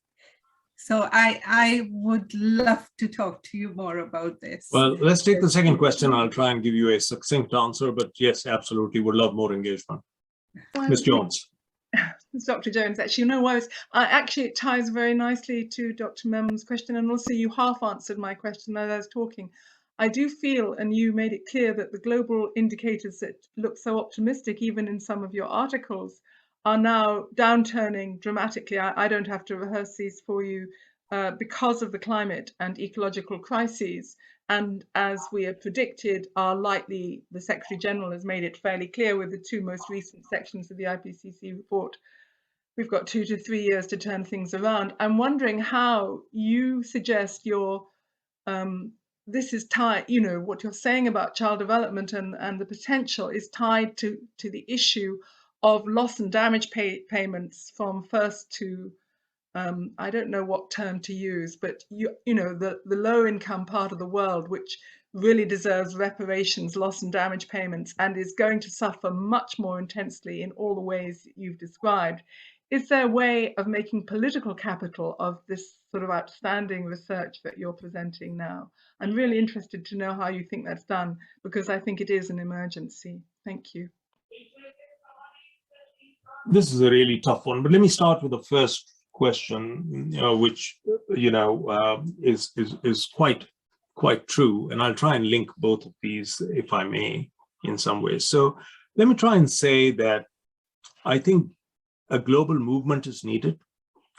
A global movement is needed in terms of the second child, I wouldn't say survival, health, and development revolution, because we are principally talking about the future of the globe, and the future of the globe needs to include the citizens of the future. Why is climate change such a major, impactful issue for young people? Because they see themselves in it. You see, it's their world, it's their future.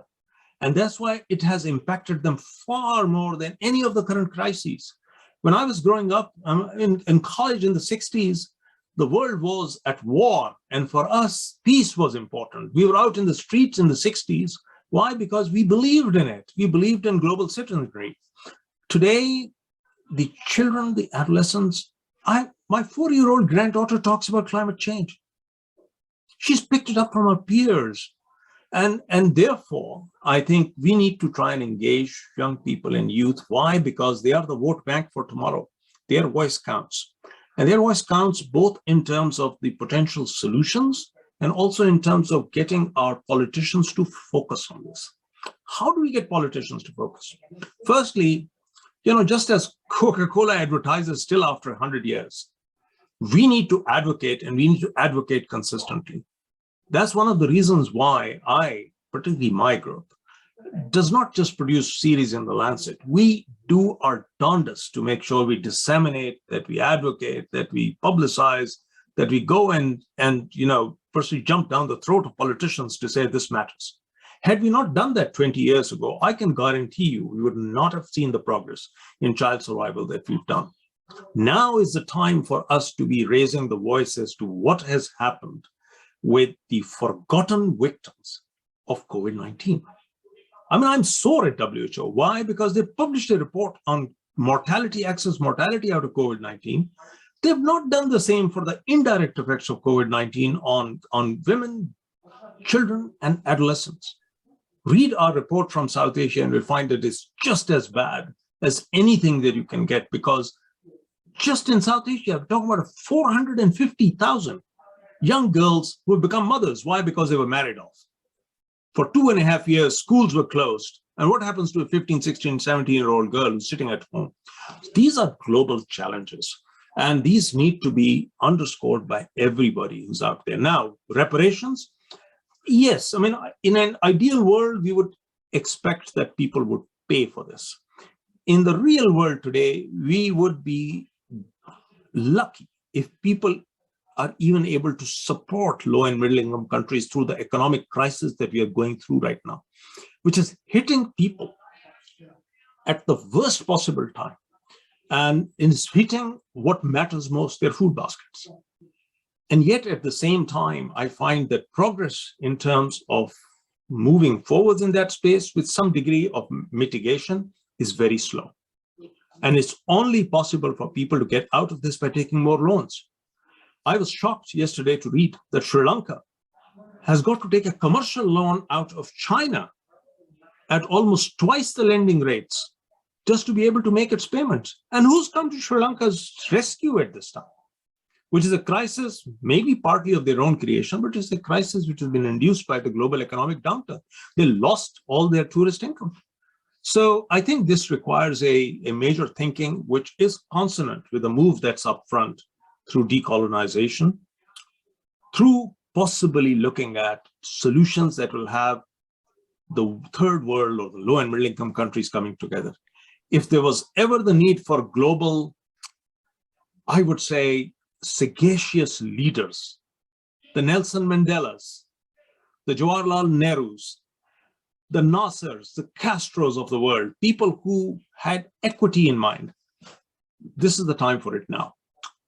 So I have to stop and step off, Dr. Nusrat. I want to thank you for the attention and giving me the opportunity. I hope I haven't offended anybody, but I really would like to take this dialogue forward. I'm happy to have a conversation by email. Thank you very much. It's been brilliant, and I look forward to seeing you soon. Thanks a lot, Professor Bhutta. And Andrew, should we find out if Dr. Kumran is here? Yes.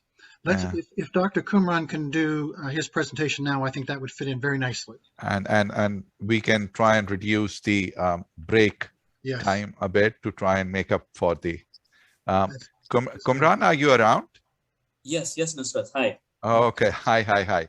Great to see you. Shall I? Is it okay if I introduce you, yes. Kumran? Yeah, please.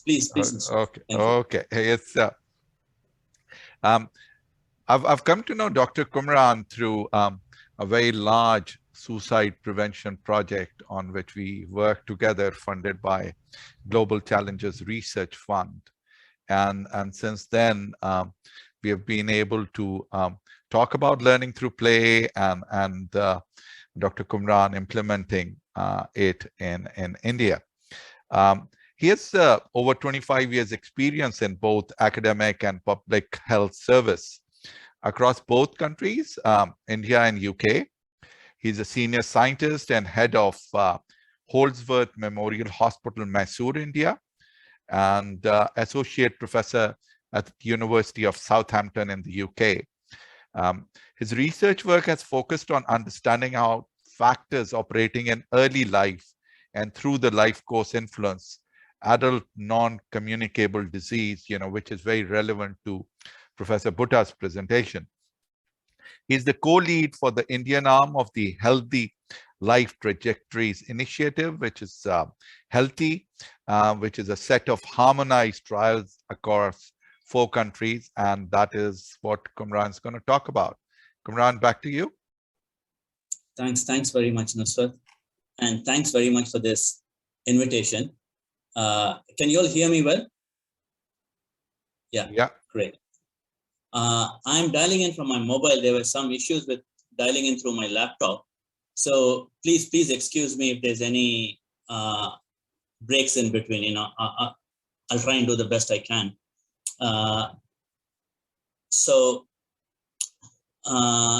The slides are being shared by the IT team. So thank you so much for all your help and helping me log in and getting me on board.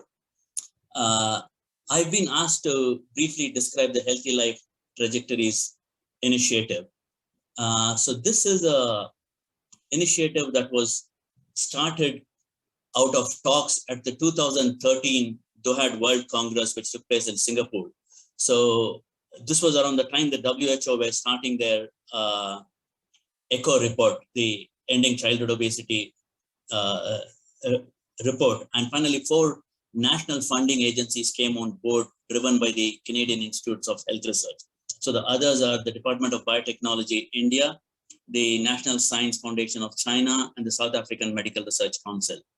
So DOHAD, Healthy is based on DOHAD, the Developmental Origins of Health and Disease, which was started by David Barker and his colleagues in Southampton about 30 years ago or so, where he and his group for the first time showed that factors operating in early life had long-term impact on the health of the children, and it was particularly linked to poor maternal nutrition before and during pregnancy, and then the early growth and development of the children. So there has been a lot of work that has gone across the world in the field of DOHAD, or Developmental Origins of Health and Disease. And our collaborative group working across India and the UK has also been involved in a lot of this work. And we did 2 of the first preconceptional intervention trials based on the developmental origins of health and disease, one in Mumbai and the second one in Pune. Now, both of them were focused on nutrition, mainly micronutrient supplementation. We then realized that focusing on single interventions was probably not the best way forward because of the multiple levels of deprivation and impact women in these settings encounter. And so Healthy has adopted a much more holistic approach towards this. So the idea between these countries coming together with the support of the WHO, and in fact, WHO serves as the secretariat for this large initiative, was to pick 4 countries whose national agencies were all interested in this problem and try and devise a set of harmonized intervention studies, build 4 longitudinal cohorts with applying harmonized multifaceted interventions beginning preconceptionally, continuing through pregnancy and into early childhood until the age of 5 years of the child. The 4 settings are rural Mysore in South India, Soweto and Johannesburg in South Africa, Shanghai in China, and 2 provinces in Canada. And the idea being that these 4 settings represent populations in different stages of transition, from a high-income developed setting in Canada to a highly transitioned population in Shanghai, to a population that is fairly advanced on the road to transition in Soweto, and then the population in rural India, which is least transitioned, but the transition has just started, and whose population are probably most likely to benefit from any interventions that we introduce. And the idea was to generate evidence to inform policy for reducing mainly adiposity in the children, because that has been shown to be a major risk factor for the future development of cardiometabolic disease, and to improve early child development outcomes. So the overall aims were to apply and evaluate this multifaceted intervention, conduct mechanistic studies to understand causation, develop cross-country collaborations, and then use this to guide policy and actions. So we've so each of the 4 projects is co-partnered with Canada, and although the Indian study is based in Mysore, you can see from this that we have a large number of co-investigators and collaborators, including Professor Nusrat Hussain from Manchester. And then this is the list of the Canadian collaborators who are involved in LT India. It's led by Steve Matthews, who's my co-PI for LT India. Next slide, please. So Steve Matthews is the Canadian lead for Healthy India, and Professor Bhutta is part of the Canadian team. So as a consortium, there has been a lot of focus on cross-site working groups. So we have formed groups for shared learning and to adopt common methods. So there's a group that has been looking at harmonization of all the core variables that we collect, a group on interventions and how to retain our populations, a group looking at early childhood development measures, a group looking at biospecimens, data management, capacity building, and finally publications. Next slide, please. So this slide shows the harmonized phenotypic data collection that we have planned across these 4 sites. So we've got a total of 10 sequential data collection waves, and each country is participating in at least 8 or 9 of these. So we have data collection starting from preconception through 2 visits in pregnancy, at delivery, and then 3, 6, and 12 months, and then 24, 36, and at 5 years of age. So our primary outcome is actually at 5 years of at 5 years of age in the child, and our primary outcome is a measure of adiposity, fat mass index. And we decided to go for adiposity rather than BMI because in South Asian populations, as many of you will be aware, BMI is not such a good measure of risk. South Asians tend to have low BMIs, but for the same level of BMI seen in a Western population, much higher rates of cardiometabolic disease. And this has been linked to a greater proportion of fat mass of fat person. So we decided to use fat mass index as a measure, as a harmonized measure across the 4 sites. Next slide, please. So as part of the study, we are planning to collect a range of biospecimens from populations which will be deeply phenotyped, which includes blood, urine, stool, breast milk, saliva, etc. We have standardized SOPs for collection and processing. There will be a large biorepository, which will then be open for future collaborations. Each site is expecting to have about 500,000 aliquots of serum, plasma, DNA, etc. And in the preconception phase in India alone, we expect to have over 126,000 samples aliquots. And this will allow us to look at mechanistic analysis. Next slide, please. So our intervention development was based on the MRC guidelines for development and evaluation of complex intervention. We also used the Lancet series to a previous Lancet series to guide our intervention development, which was then followed up with extensive formative work, which I'll come to shortly. So we decided that to divide the intervention into 4 phases: a preconceptional phase, a pregnancy phase, an infancy phase between 0 and 2 years, and then an early childhood phase between 3 and 5 years. And the main domains of intervention in the preconception phase will be to focus on nutrition, healthy behaviors, mental health, social support, and optimizing the home environment. And we then build on each of these goals in the next phase. So in addition to these goals in the pregnancy phase, it will be to prevent excessive gestational weight gain. In the infancy phase, to support breastfeeding, child behaviors, nurturing care, and then finally parenting skills and to encourage school readiness in the 3 to 5 year age group.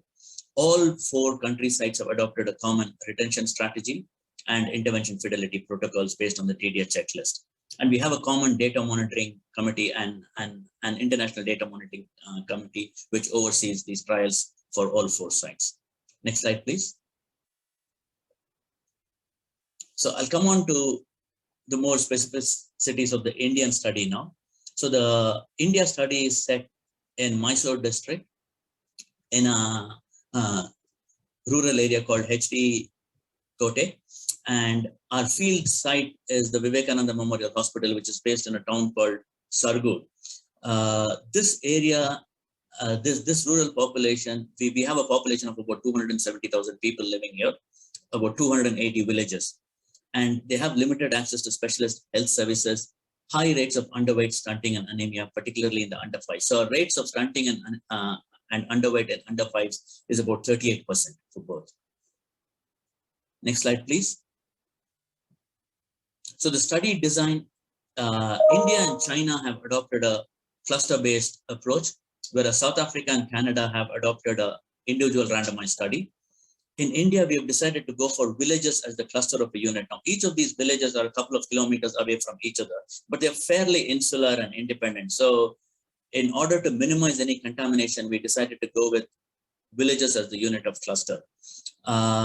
We are recruiting married women who are over the age of 18, because 18 is the legal age for marriage, and with no child or one child, and who intend to have a child within the next 2 years.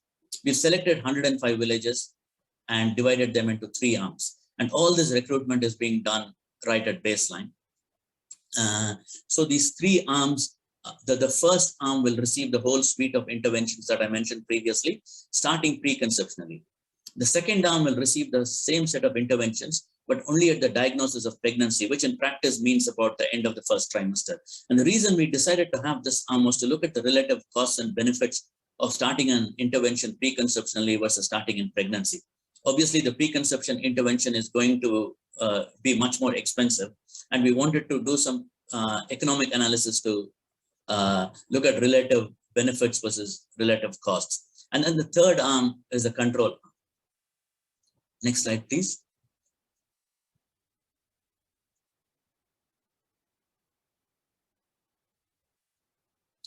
So before we set up the study, we undertook extensive formative work over almost 2 years. So we selected a few of the representative villages for our formative work in order to develop the engagement package. We did some group work, both qualitative and quantitative, and then assessed baseline nutritional status. We used this time to develop our training and build capacity within our staff. And then we piloted all our data collection methods and the intervention. And during this time, there was a lot of effort in harmonizing these across the 4 sites. Next slide, please. So we had some initial meetings in the representative villages, which then extended to other villages. And it was really to get community buy-in, because to do a study such as this in a rural area in India is not possible without having community support and buy-in. So we met the village elders, the local leaders, as well as the women, their mothers or mothers-in-law, and the husbands, explained the study to them and sought buy-in for the study. And we were very humbled to find that their main reasons for participation were actually very non-selfish. They could see it had the potential to benefit future generations. And then they also liked the idea that something that worked in their area had the potential to be scaled up to a state level or a national level. And I'm particularly fond of this slide. This old gentleman you see on this slide who was sitting there was one of the village leaders. He kept quiet throughout the meeting, and then in the end, he just got up and told the women, "We are participating in the study. It's not going to do, it may not do us much good, but it will certainly help our children and grandchildren," and then walked out. Next slide, please. So we had training on research methods and ethics for our staff. Healthy conversations training, healthy conversation skills is a technique of communication that has been developed by our colleagues in Southampton, and it underpins all communication with participants. So we were trained on that, and then learning through play through Professor Hussein's team and through Dr. Tayeba and Rabia. We had standardized anthropometry training from Leila Sheikh, who used to be associated with the WHO, and we've sort of adopted a training the trainer model. Next slide, please. We surveyed all the 105 villages, which was over 37,000 households and a population of over 140,000 people. The Google Maps don't necessarily work in this area, so we actually drew maps of all the villages so that we could identify the houses where we had found potential participants. And we collected some additional information that would help us with our intervention development. Now, this helped to build the rapport with the community and also help us to identify eligible women, potential women for recruitment. Next slide. We also did some focus group discussions with groups of women, the leaders, the healthcare, local healthcare staff, community staff, and the families. And this was really to get their perspectives on the benefits and challenges of the intervention, what they thought were important to them and what could be done to improve their health, their aspirations for their children, current practices, etc. And that helped us guide our intervention development. Say, for example, one of the issues they brought about was the use of pesticides and loss of their traditional foods. So that is something we have tried to incorporate while delivering our intervention. Next slide. We also did some quantitative work. I'm not going to go through the details of this, but what we found very surprising was this was in women of childbearing age. And we found that there was a high proportion of underweight, a high proportion of with anemia, nearly 32%, almost a third were anemic. But we also had high rates of overweight and obesity. So even in this rural population in India, 27% were overweight and about 8% were actually frankly obese. So this just confirmed that we're seeing the double burden of malnutrition. It's more obvious in urban parts, but we were surprised to find that it was equally true in this rural area.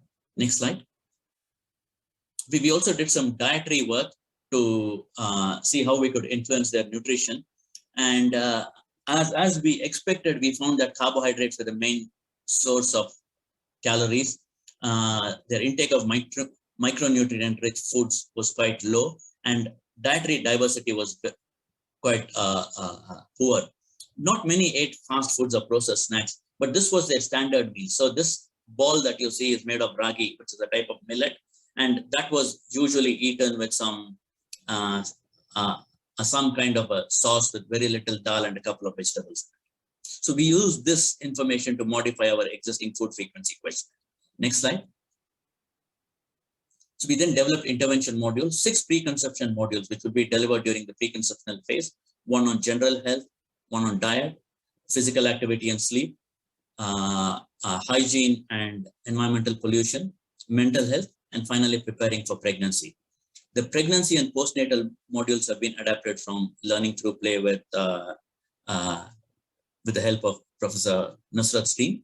And we were planning to deliver some of them during pregnancy first, but when we did the piloting, we found the women found it more difficult to relate to them. So we are now decided to deliver only the first introductory module before delivery, and then the remaining modules will be delivered only after the woman delivers a child. Based on the formative work, we also we found husbands were actually interested in their wife's health, but because of cultural issues, they hadn't been able to express it before. So we've now developed 2 modules for husbands, and all these have now been field tested. The styling and the layout is done, and we have started delivering the intervention. Next slide. So some of the challenges we have had was to set up a mobile lab, because this encompassed 105 villages to collect the biospecimens. We couldn't get every one of them to the hospital. So we had to set up a mobile lab which could collect and process biospecimens in the field. All our samples are processed within 30 minutes of collection and then put in a dry ice box at -70. We then get it back to our hospital and store it in a -80 freezer. So this obviously has implications for infrastructures, support staff, maintenance, etc. COVID also had a big impact on us. We started recruitment, or we were about to start recruitment in March 2020 when COVID hit us and we went into a lockdown. So we were affected for about a year. But during that time, we kept in touch with with our participants, provided advice and information on COVID, but this also allowed us to pilot different methods of data collection, including remote data collection. We found we could manage to collect some of the questionnaire data remotely using mobile phones and tablets, but delivery of the intervention was not going to be feasible. So we decided to wait until we were able to restart face-to-face contact before starting the intervention itself. One of the challenges that we faced with this particularly was we had planned on group interventions because of we felt the peer group approach would be a strength of our intervention, particularly based on the formative work. But unfortunately, because of COVID and the restriction on social gatherings, we've been able to deliver the interventions only one-to-one. We are just starting to scale it up to group work. Next slide, please. So most of them were willing to participate in small groups post-COVID. We commenced recruitment in February 2021, and we've already recruited over 2,100 women. We started the data collection in April 2021. Most of the questionnaire data is being done through telephones, apart from women who are not able to answer questions over the telephone or where there's no proper signal. So again, the data collection is going quite well, and we have started delivering the interventions. We have developed, we've delivered 4 modules of the preconceptional intervention so far, and some of them have now become pregnant. So we'll start with the delivery of the LTP as well. Next slide, please. So I just wanted to end with what opportunities LT India has. Now we'll have a large biorepository with the potential to undertake a range of mechanistic studies to understand fetal and intergenerational programming. The follow-up is up to the age of 5 years in the child. So there'll be serial samples, but also serial phenotypic data. We are going to collect information on the mother's health as well as the father's health, so we can look at the interaction with parental health. There's a big focus on early child development, and we're still developing and piloting some of the tools for that. We're going to include economic and process evaluations, and there are opportunities to understand how socio-cultural contexts influence all this. So the Healthy is based on the principles of open access and collaboration, and all this is covered in a common governance framework that we have. Next slide, please. Thank you to all our participants and to our funders, and thanks for giving me this chance to speak about Healthy. Thanks. Brilliant, Kumran. Thank you very much. We would not be able to take any questions. We've got one in the chat, but if you are able to respond to that, if the goals are both for males and females. So Andrew, it's back to you. Yes. Should we? And thank you, Kumran. Thanks a lot for joining us. Thanks. Thank you very much. And so sorry about all the technical issues we had. No worries. Glad you could join us. We will take just under 15-minute break, and when we come back, Dr. Nazim Chaudhry will be our first presenter, and we're looking forward to that. So we'll be back in about, to be very exact, we'll be back in about 12 minutes. And so that should give you time to run around and do whatever you need to do and get back to, so that it'll stay on we won't turn anything off, and we welcome you back in 12 minutes. Okay, thank you so much to the presenters this morning. Okay. See you soon. Thank you.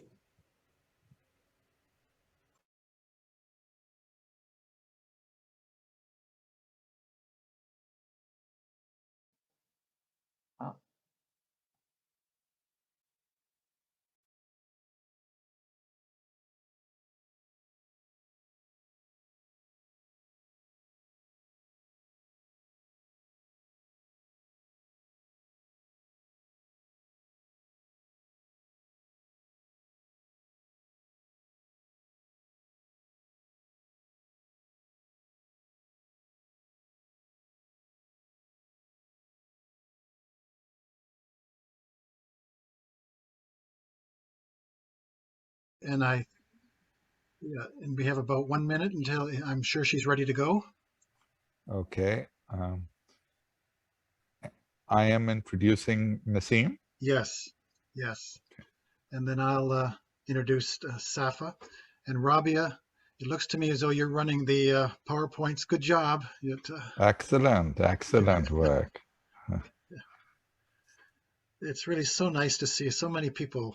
Yeah.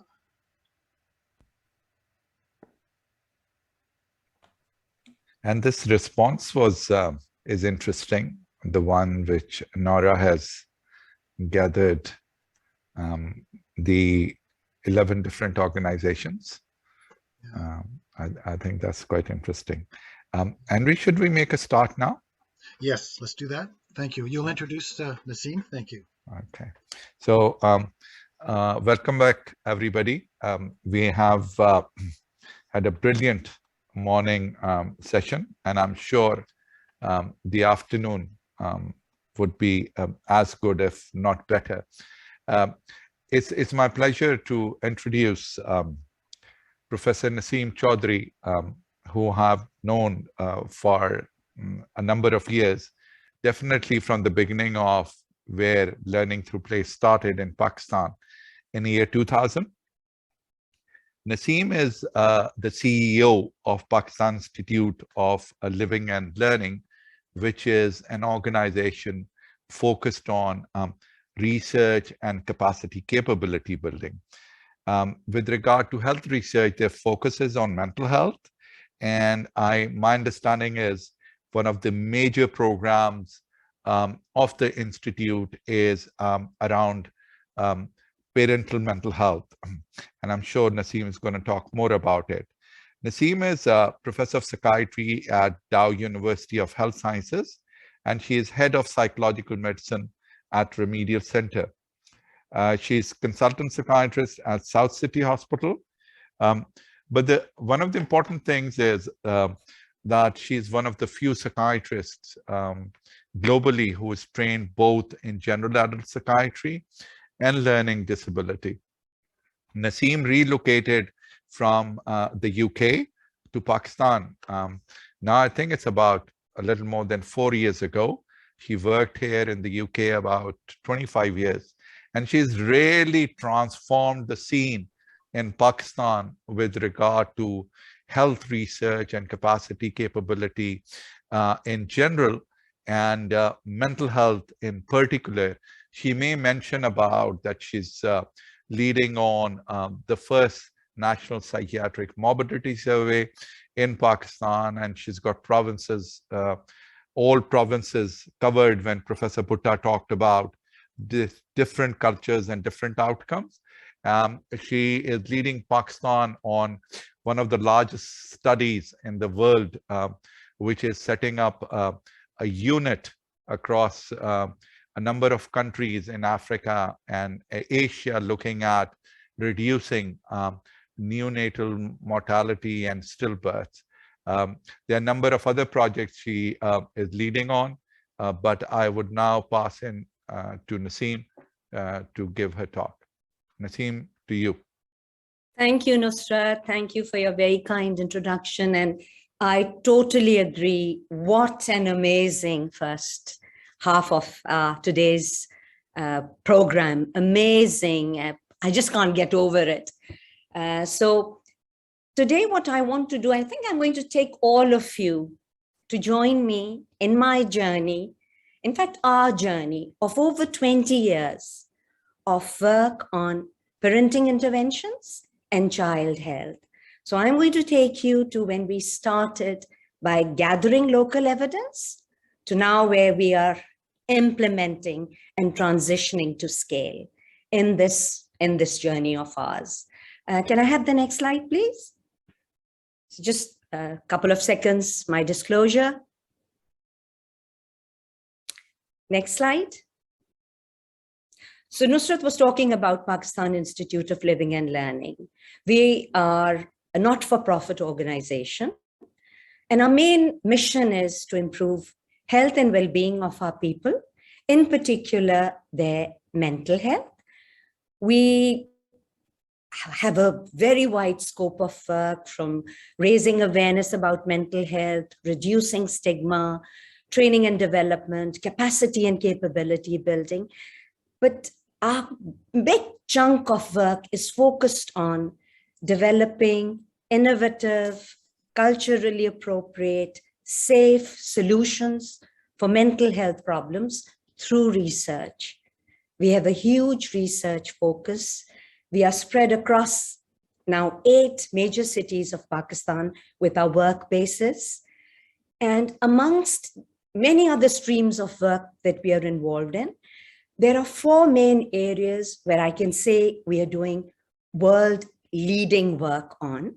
And these include in the area of self-harm and suicide prevention, innovative treatments for psychosis and mood disorders, and these include novel psychopharmacological treatments and psychosocial treatments. And then our other mainstream of work is parent and child health, for which we are here today and I'm going to talk about. Next slide. In our work, Dr. Bhutta was talking about how important a life course approach is. We do take a life course approach. So from preconception, pregnancy, to postnatal, childhood, early adolescence, health and well-being of young people, working adults, and our older adults. Next slide. Some stats about Pakistan. We are the 5th most populous country in the world. A third of our people live below the poverty line. We have low literacy rates. We have high rates of depression in our men and women, and rates of postnatal depression are probably amongst the highest in the world. A UNICEF 2018 report said that Pakistan was the riskiest place in the world to be born in, as 46 out of every 1,000 live births, babies die before they reach the end of their first month of life. And sadly, those who survive, 37 remain stunted. Next slide. So depression that begins in the perinatal period, it can stay for up to 3 or 4 years after childbirth. And we've heard Dr. Bhutta talk about how important those early years are for developmental delays, for cognitive issues, social, emotional issues in children. Moms who are depressed are more at risk of having immature births, births with low birth weight. We've talked about malnutrition and stunting, behavioral problems in children, childhood depression, and worryingly higher risk of depression in their later life with a poorer prognosis. Next slide. So our work started in late 1990s, and this was where we started gathering the evidence. So we looked at depression and social stress. Then we looked at prevalence and social correlates of postnatal depression, perinatal depression. It was important for us to understand the risk factors, because if we were planning and thinking about interventions, we need to know what the risks were. The risks, I mean, I'll just put them together, included things like financial difficulties, housing issues, stressful life events, lack of social support, lack of education, having a previous difficult delivery, and so on. We also looked and investigated the suitability and the validity of common questionnaires that are used for depression, such as SRQ and EPDS. So we did that. They were already validated in the Pakistani population, but we wanted to look at validation in mums who had young children from 0 to 3 years of age. Next slide. Rabia has already spoken about the parenting intervention. So our intervention LTP plus that we are using in our larger feasibility and implementation trials, Rabia has spoken. So I'll just briefly, it's comprised of LTP, and then we know there is evidence of CBT in postnatal depression. So we've added Professor Atif Rahman's component, Thinking Healthy program, which is based on CBT techniques of active listening, changing negative thinking, and guided discovery. And we've also included Jeannie Miranda's group CBT for depression, because we wanted this as a group intervention. Next slide. So our first intervention study was in a rural sub-district of city of Rawalpindi, and we used LTP. In this study, we wanted to see whether LTP delivered by lady health workers, whether the lady health workers found that it was something that they could do, it was acceptable for them, and whether it made a difference or improved moms' knowledge and positive attitudes about their infant, and whether there was an improvement of mental distress. So 302 depressed women were randomized into the LTP or treatment as usual. I'll tell you a little bit about lady health workers. Now, they are a very important part of the community healthcare delivery system in Pakistan. They are members of the community who've completed their secondary school, and they are responsible for preventive child and maternal care, look after immunization, registry of births and deaths. Each lady health worker is responsible for 1,000 moms, and they are trusted members of the community. So families engage with them. What we found in this study, that 80% of lady health workers said that yes, this was something they could do in their routine work. We found that the LTP intervention had a significant improvement in moms' knowledge and their positive attitude, but there was no difference in the level of mental distress between the two groups. Next slide. So in our next intervention, we added the plus component to LTP. This was done in a more urban area of Karachi, where 247 mums were recruited and randomized. And the mums who received the intervention, their depression improved, parenting stress, self-esteem improved, and the height and weight of children in the LTP arm was better, but it wasn't statistically significant. Next slide. We then tested the LTP plus with mums who had malnourished children. And this was again in Karachi. We recruited from pediatric departments of 2 tertiary care hospitals. 107 mums were randomized into the intervention arm or the treatment as usual arm. The intervention arm's mum, the depression improved, social support, quality of life improved. And in the intervention arm, children's number of days with diarrhea and chest infection reduced significantly compared to those in the treatment as usual arm. Next slide. There was a nested qualitative component in the study as well. So we interviewed 8 participants before and 7 after the intervention. And overall, the women reported that they felt they were listened to, they seemed more empowered. And I'll just read 1 or 2 quotes. When I was angry, I often used to beat my children. Another quote, my mind has changed now. I try to solve my problem myself. Next slide. Now, interestingly, while we were doing this work with mums, we had dads who would look through the window, they would come up to us and ask our staff, if this is so good for the children, why are we not being included in it? I'm not going to talk a lot about our work, parenting intervention with dads, because we've got a whole talk by Dr. Ishrat tomorrow, who's going to give us all the details about our different studies. But because it's a journey and this is part of our journey, I want to mention it. Next slide.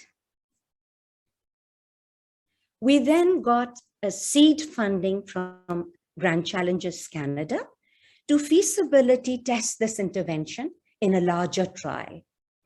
We called it Roshni 1. Roshni in Urdu language means ray of light. And this was done in one of the 18 towns of Karachi, the largest city of Pakistan, a semi-rural, not very prosperous area, comprised of about 400 villages, population of 450,000. We selected 120 villages that were randomized, 60 into the intervention arm and 60 treatment as usual. Next slide. there was a significant improvement in all our maternal, parental, and child health outcomes. And this was at 3 months, so end of intervention, and which was sustained at 6-month follow-up from baseline. So improvement in mom's depression, their anxiety, quality of life, their parenting outcomes, knowledge and attitude, parenting competence, parenting stress, and child outcomes using ages and stages, which is around a child's gross motor, fine motor, their communication, problem solving, how they, their personal and social engagement. There was an improvement in all the measures. Next slide. Roshni 1, then we got further funding from GCC, leading to a Roshni 2, which was implementation of this across Gadab town. The 60 villages that were in our treatment as usual arm were then randomized into 2 groups. 1,001 moms were recruited and randomized. It was universal, so depression wasn't a criteria. So any mom with a child between 0 to 3 were part of our inclusion criteria. The randomization was the intervention component. The intervention LTP plus, which was delivered by trained lady health workers or community workers from our implementation partner. Now, our implementation partner is another leading NGO. They have been supporting us throughout our parenting and our self-harm work and our other research. They are, their main domains of work are around health, providing education, poverty alleviation, disaster management. So one group was given the intervention by community health workers from HANS, and the other was that it was HANS community health workers, but they were co-facilitated by senior trained experts in the intervention from PIL. So this study is only just being completed. The results are being analyzed. So some very preliminary findings at 3 months outcome, maternal outcomes have improved, parenting outcomes have improved, our child outcomes are still being cleaned, the data is being cleaned. The LTP plus supported arm, the participants in that arm were more satisfied with the kind of service they receive. And I think it just, thinking back on Dr. Bhutta's points, that it's not just about interventions, it's then making sure that we are able to sustain and continue the quality of the intervention. That it's very important that we continue to provide support in the delivery of this intervention by trained professionals and experts. Next slide, please. Now, with our LTP DADS work, we did a clinical and cost effectiveness trial, sample of 370. Next slide. And we found it to be both clinical and cost effective, as it was $2,590 cost per quality adjusted life year. WHO recommends a cost of up to $80,000 per quality adjusted life year. And NICE in UK recommends a cost of between $20,000 to $30,000 per quality adjusted life year. You'll hear more about it tomorrow. Next slide. We have just I think it's been a couple of months now, where we were awarded, in fact, we were invited by GCC and then awarded for a partner inclusive, culturally adapted LTP plus.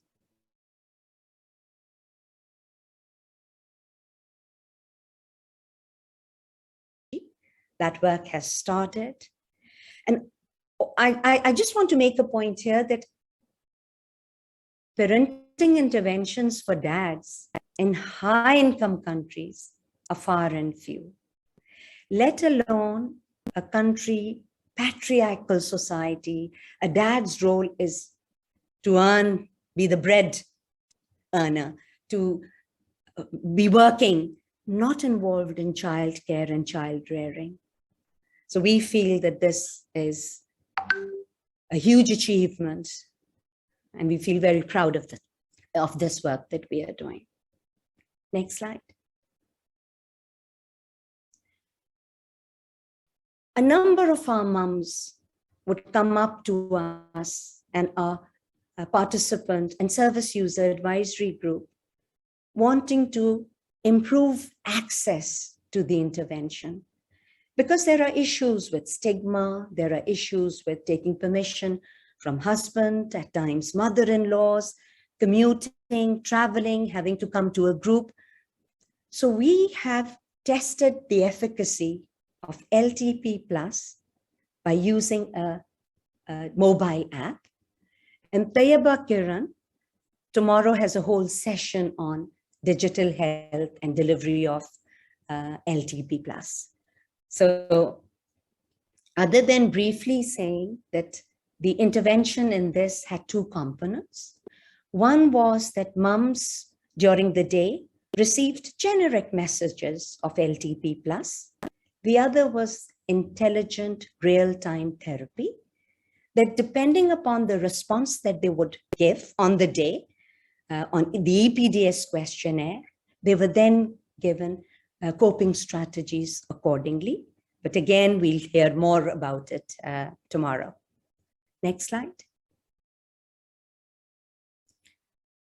We've tested in a feasibility, multi-center RCT, telephone-delivered LTP, plus interpersonal psychotherapy for depressed mums. This is again a part of Tayyaba's talk tomorrow.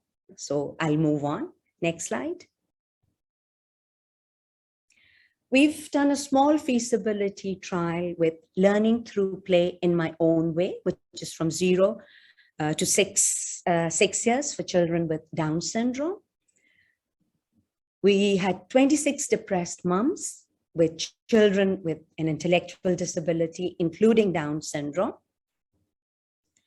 And we found that the intervention mums' depression and the anxiety and health-related quality of life improved, parenting stress reduced, but there was a difference, but not statistically significant, in the child outcome.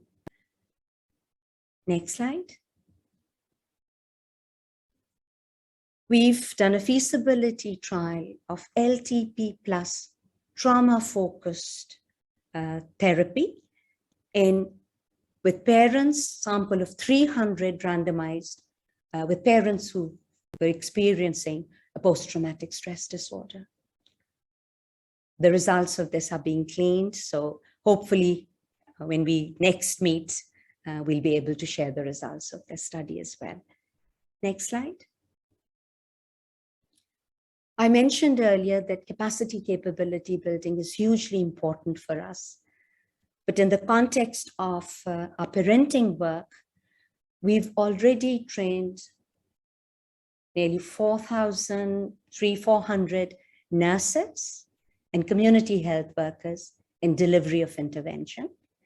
And as part of our transition to scale, we are committed to train another 4,500 community health workers in the delivery of LTP plus across Pakistan. Next slide.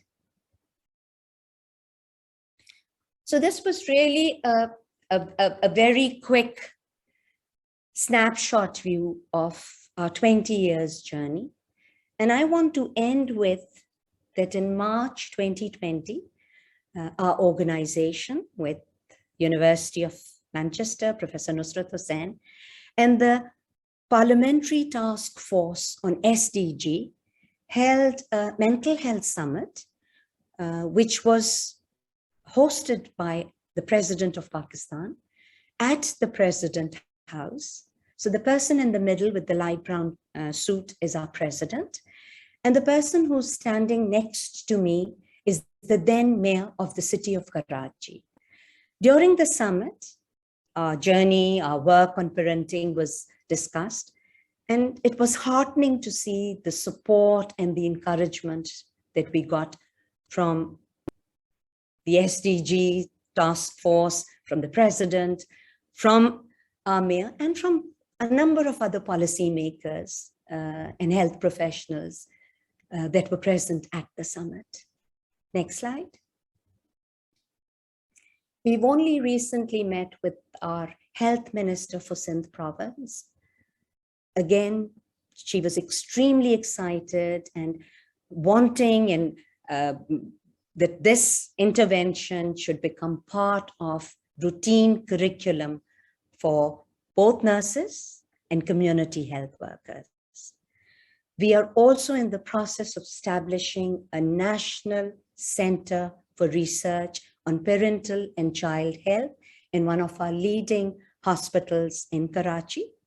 So there are lots of good things which are pipelined for our future. Next slide, please.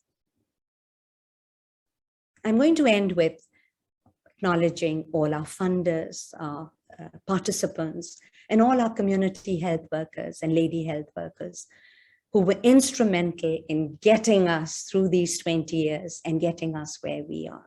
So thank you very much. Thank you.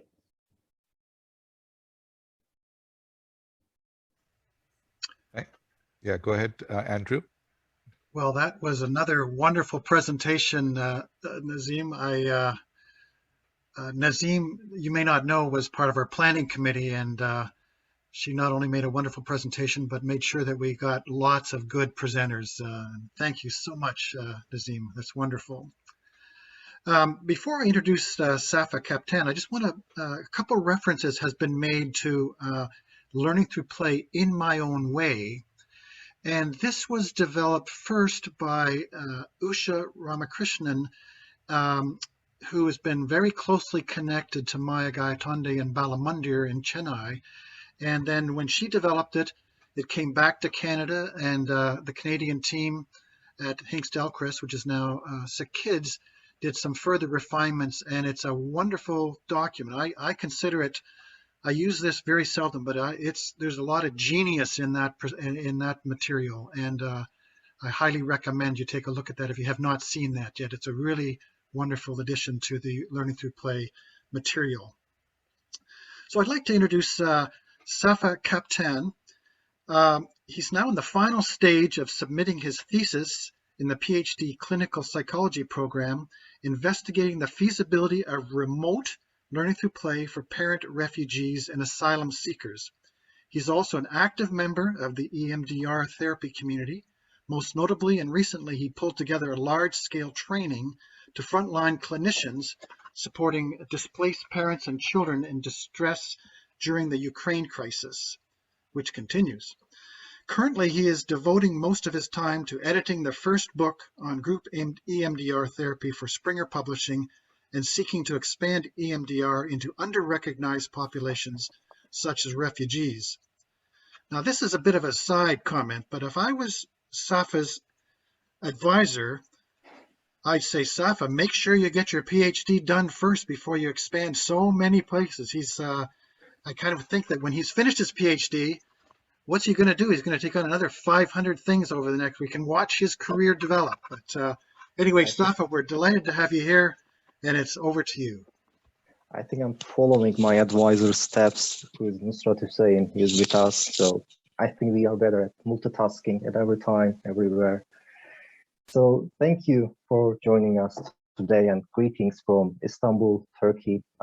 Today I will be describing my doctoral research, and I'm hoping to show you the possibility of using LTP with refugees and asylum seekers, and I hope this will be another page for Professor Nasim's presentation next time. So next slide, please. So Refugees, asylum seekers, or migrants, these terms, they are being used interchangeably, but they have their own distinct meanings. So asylum seekers and refugees, they have been forced to leave their homes and they are unable to safely return their home. But unlike refugees, asylum seekers claim to be a refugee hasn't been evaluated. On the other hand, migrants, they move to another country to improve their lives, and unlike refugees and asylum seekers, they can safely return home. So next slide, please. Let me start with some numbers. So in the recent years, the displacement, unfortunately, has become a significant global issue. So many people have been forced to flee their homes, leave their countries, or due to persecution, conflict, violence, or human rights violations. So this is the most recent report by United Nations. At least 82 million people around the world have been forced to flee their homes, and among them there are nearly 27 million refugees and over 4 million asylum seekers. So if you do the calculation, you see 1 in every 95 people on Earth has fled their home as a result of conflict or war or persecution or climate change. So more importantly, an estimated 35 million, it's equivalent of more than 40% of this whole forcibly displaced community are children below age of 18. So this means an estimated 35 million forcibly displaced people are children below 18 years of age. So next slide, please. So the numbers are high, but after the significant rise in the numbers, there has been an increased attention to the mental health of these communities, these group of people. So several studies have already investigated the harsh influence of war, displacement, or post-migration challenges on mental health and show that these groups are likely to experience mental health difficulties. Here you see some prevalence rates. As you see, depression, PTSD, and anxiety are the most common disorders. But refugees and asylum seekers, it's not one single homogeneous group. There are many subgroups, and the subgroup I am interested in was parent refugees and asylum seekers. Next slide, please. And in terms of the mental health difficulties of refugees, parent refugees and asylum seekers, we know that they are struggling too. If you think about their experience, in addition to their own mental health difficulties or the challenges they face, they also face other difficulties to support their children's emotional and physical development. A number of studies have already identified that PTSD among parent refugees and asylum seekers, it's high, and unfortunately it's associated with harsh parenting skills, which puts family members and children in an even more vulnerable position. And we know that not only PTSD, but also mental health difficulties, other mental health difficulties may overburden parents, which can cause withdrawal or conflict among family members. Next slide, please. And traumatic stress, unfortunately, it is linked to increased depression, anxiety, insecure attachment, and other behavioral problems in refugee children too. Unfortunately, we also know that trauma itself, PTSD itself may be transmitted to children via parenting practices. So what can our response be to break the change? Next slide, please. So in my case, I did use LTP in integration with group EMDR. EMDR, it was developed to treat traumatic stress. But what is the rationale of integrating a parenting intervention with a mental health intervention? So unfortunately, due to the complex nature of a life in a displaced context, parenting interventions alone may not be enough. For that reason, the recent literature has started to highlight the necessity for integrated interventions. And if you think about a family in a displaced context, whether in a refugee camp or in a host country or in their home country, they need more than a parenting intervention, given the high level of mental health difficulties or the challenges they go through. So multi-component interventions or integrated interventions that focus not only on parenting practices, but also on parental mental health to strengthen the positive impact of parenting programs by reducing the stress of caregivers are highly needed. Next slide, please. So in my study, as I just said, I did integrate LTP with EMDR GTER program, and the intervention overall had two focuses. The first one was to improve parents' mental health and to increase their knowledge on early child development. Next slide, please. So this was a single group feasibility trial. It was a remote trial, by the way, with a mixed method approach using qualitative and quantitative evaluation. Next slide, please.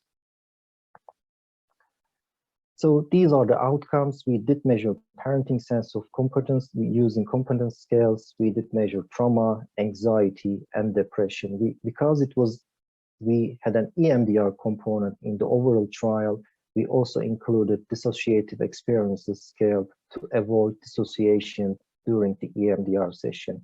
And the satisfaction was also evaluated using the client satisfaction questionnaire. Next slide, please. So we assessed the feasibility and acceptability of the intervention through several variables. So we did measure the recruitment rate and speed, attendance to sessions, completeness of the outcome measures, average time needed to complete the outcome tools at each data point. This included dropout rates. And also we, as I said, we used the satisfaction tool to see the acceptability of the intervention. There was also a nested qualitative part in the overall intervention. Next slide, please. So these are the results. I'll just go briefly. I'm just mindful of time, so I'll make it quick. So we invited 16 participants and 14 of them accepted to take part. So the acceptance rate was great. The recruitment was quite fast. We completed the recruitment within 17 days from the day of the advertisement, and the highest yielding recruitment source was charities. On average, it took them 4 days to return the complete pre-assessment tools. On average, it took them less than 7 days to return completed post-intervention tools. Everything was removed in this study, by the way, and it was done in the UK, around northwest Manchester, northwest England. All participants, we were lucky, they completed the study and the assessment tools at each data collection point. The attendance was high, and also most of the participants attended all sessions, while the remaining 3 participants just missed 1 session. We also did analyze the quantitative data, and we saw an improvement on all scales. Next slide, please. So I'll go through the qualitative data briefly to give you some insights about the intervention and its acceptability and the feasibility. So participants, they reflected on their experiences of LTP plus intervention, and this included a more depth understanding of changes in their parenting behaviors and their relationship with facilitators, and their experiences of the intervention content.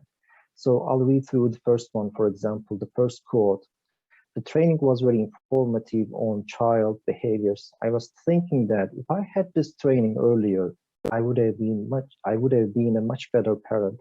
So when we are dealing with children, we usually don't know how to deal with them. I liked the illustrations, they were helpful." So the impact of the intervention was also discussed. They described how they internalized the information from the sessions about early child development. Some of the participants, they revealed how the intervention helped them to manage their unrealistic expectations of their children. And many of the participants, fortunately, articulated how they put training content into practice in their daily lives. Next slide, please. The remote delivery was also discussed. Participants reported that they benefited from the intervention, as we just highlighted, but some of them also highlighted that the remote delivery further motivated them to attend. Some participants described how the remote delivery protected them from their community and their fears. So one of the participants, for example, she was struggling with stigma and shame, and how it affected her lifestyle and forced her to keep things as a secret. So the second quote, for example, reads, you know, some people love gossiping and they always judge others. They speak behind you and they say bad things. This is why I don't want to know about worries or stress. Online training helped me in this way. It gave me the privacy and the distance from others. Next slide, please. So just to very briefly summarize, the findings support that LTP plus EMDR GTAP is feasible. Remote interventions are feasible when they are used with displaced families with young children. And we know that qualitative and quantitative data also show that it can improve self-esteem, parental self-esteem, and overall well-being, which included trauma, depression, and anxiety in this trial. Next slide, please. I'm not sure if we have time, but if we don't have any time, I'm happy to answer your questions through chat. Otherwise, I think we have time for one or two quick questions. Is there anything in the chat box that has been asked, or is there anyone that wants to raise their hand? While they're doing that, thank you so much, Safa, and we certainly wish you well in what looks to me to be you're going to have a very dynamic future, continuing and future career, and we certainly wish you well. So is there any questions that you want to take the time right now to ask? Yep. Can I? Yeah. A question. Naseem also presented about their work with Afghan refugee population. How do you think with large number of refugees, I understand Turkey has a very large Syrian population. The numbers you have quoted about the refugee population is overwhelming. The task is so huge. Are you able to say about scaling up EMDR along with LTP? I think LTP we have heard so much, scalable with community health workers. What about the EMDR? So EMDR was originally developed as a one-to-one, face-to-face intervention 30 years ago to treat traumatic stress. But given the high number of individuals who need mental health support, or high number of refugees or the victims of war, displacement, human-made disasters, there were 4 group protocols were developed in the last 10 years. So in my study, we employed GTAP. GTAP is one of them, but there are more other EMDR group protocols too. And the rationale, the very basic idea of such training programs, such protocols, is to expand the capacity. So there is one EMDR group protocol, for example, it is called IGTP, and you can, if you have the staff, if you have the co-facilitators, enough co-facilitators with you, you can treat 200 patients at the same time, as long as you have enough co-facilitators. So the most basic ratio is 1 co-facilitator per 6 clients or 6 participants. So if you have a team of 20 co-facilitators, you can do a session with 150 or 200 individuals at the same time. So yes, the idea of group EMDR protocol is to scale up, to improve the capacity of mental health workers, and it is doable and it is feasible. Yeah. Thank you. Thank you, Safa. Dr. Dong Zhidong had a question, but I think we're going to have to move ahead. And if you want to just, Dong, if you just want to send your question to Safa, and he'll get back to you, I'm sure. And you can do it to all as a way of letting us know what's been said. Thanks again, Safa, and we wish you well. Our final speaker today in this session is Dr. Ming Wei Wan, and we're delighted to have her here. She's a lecturer in development psychology at the University of Manchester. Her research is focused on parent-child interaction, social-emotional development, and parenting interventions. She is currently involved in the LTP Plus DADS trial based in Pakistan and working with minoritized ethnic families from UK community groups to enhance positive parenting and mental well-being. Welcome, Dr. Van, and it's over to you. Thank you very much. Thank you for that nice introduction. Okay, so just starting from the current slide. Okay, hopefully you can all see that. Okay, thank you for inviting me today. It's great to hear some amazing talks on LTP+. Okay, so the talks have mainly been on intervention. So I'm really bringing us back to basics, thinking about parenting. And specifically, I've been asked to talk about sensitivity to culture when delivering parenting interventions. Okay. So what is parenting? Well, we've heard a lot about parenting interventions, and I'd like to focus us on what are the components of parenting. So there are different ways parenting has been researched, and we've heard talks mention about changing parenting outcomes, knowledge and behaviours, and ultimately we're trying to change parenting behaviour, and there are associated cognitions around that. And five components, it's helpful to think of it in this way: physical contact and physical aspects of caregiving, warmth and affection, responsiveness and sensitivity, cognitive stimulation, and parenting control, discipline and monitoring. And of course, at different developmental stages of a child's life, different aspects of parenting may come to the fore in terms of what's particularly important to focus on. And also cross-culturally, there may be particular areas that need more focus, considering the cultural norms that have developed in a particular area.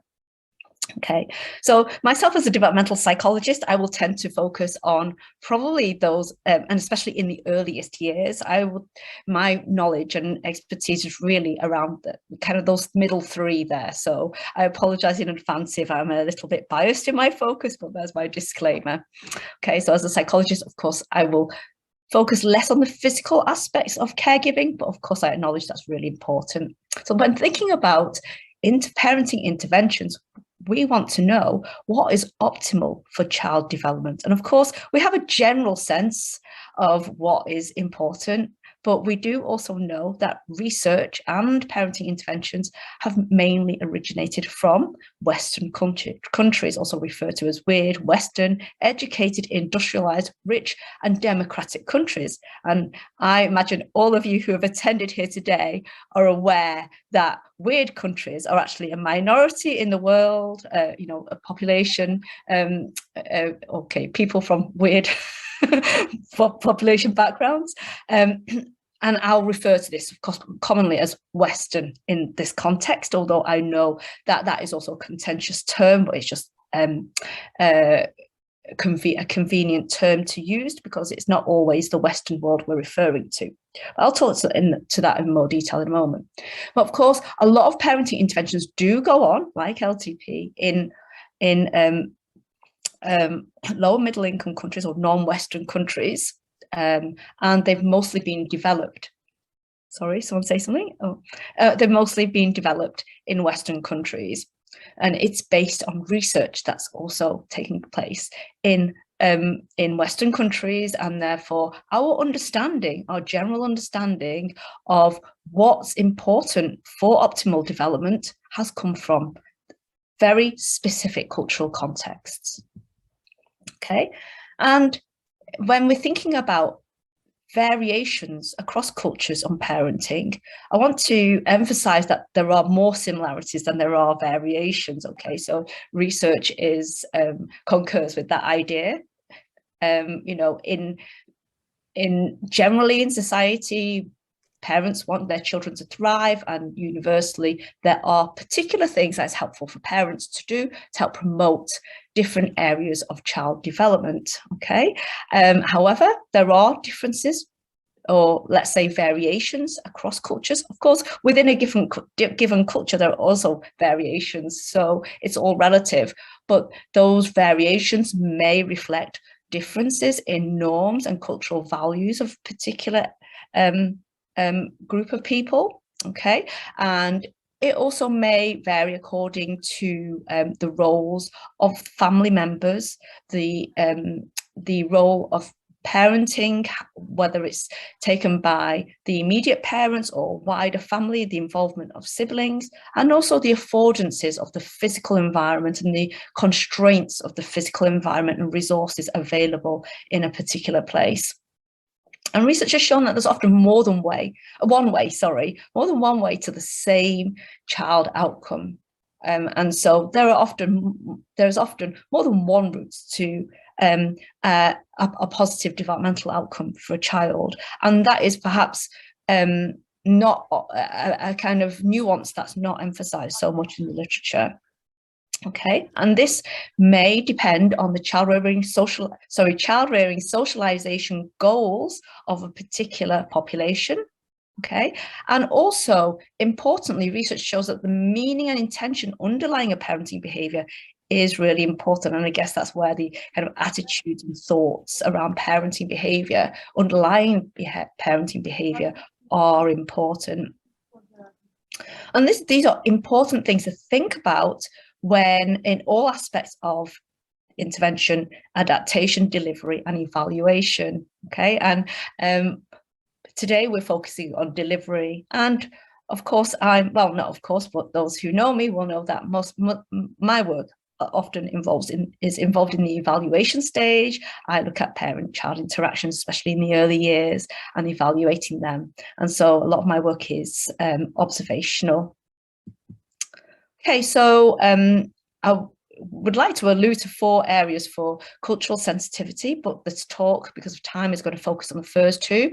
That is parenting behaviours that promote positive development, parenting behaviours that are not so positive for development, that are linked to negative developmental outcomes, while I'll also briefly allude in my kind of concluding slide on the importance of looking at using the normative context, normative family context, the cultural normative context in intervention, and also considering the approach to working with parents. Okay, well, my focus will be on this first 2, and is informed by a fairly extensive literature review. Okay, so first of all, when looking to enhance positive parenting, what the research suggests is to use broad concepts of warmth, closeness, responsiveness, and acceptance. So developmental psychologists have often focused on increasing these aspects. But of course, when we take any particular definition, it's very important to look closely at how that is operationalized, okay? And within an intervention, in explicit or more implicit ways in how it's delivered by the person who's trained in that, and their cultural, taking into consideration their cultural background, is that will impact on how warmth, for example, is conceptualized and thought about in the context of intervention. So to take one example of parenting, sorry, I can't see behind my slide. How do I get rid of that? Oops. Okay. Okay, parental affection and warmth.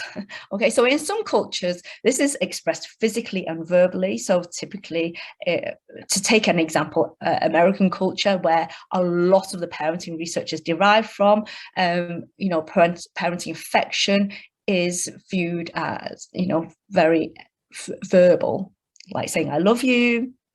And then in other cultures, this is not so. There are, other ways of expressing warmth and affection. So just to take an example, our Ghanaian study of young children's daily life narratives and combined with doll play found that implicit forms of affection are more common than explicit forms of affection, such as children depicting their parent cooking nice food for them or giving them pocket money. So these are not necessarily what they would do in real life, but rather it's their kind of narratives and reflecting some kind of cognitive scripts around the kinds of things that parents do in a mildly distressing but everyday life situation or challenge. Okay. Importantly, the child also expressed a desire to reciprocate giving when able to earn income. And it's that reciprocity that shows the connection between the child and the parent, and the closeness that is not necessarily reflected on lots of Western instruments of parental warmth and support, for example.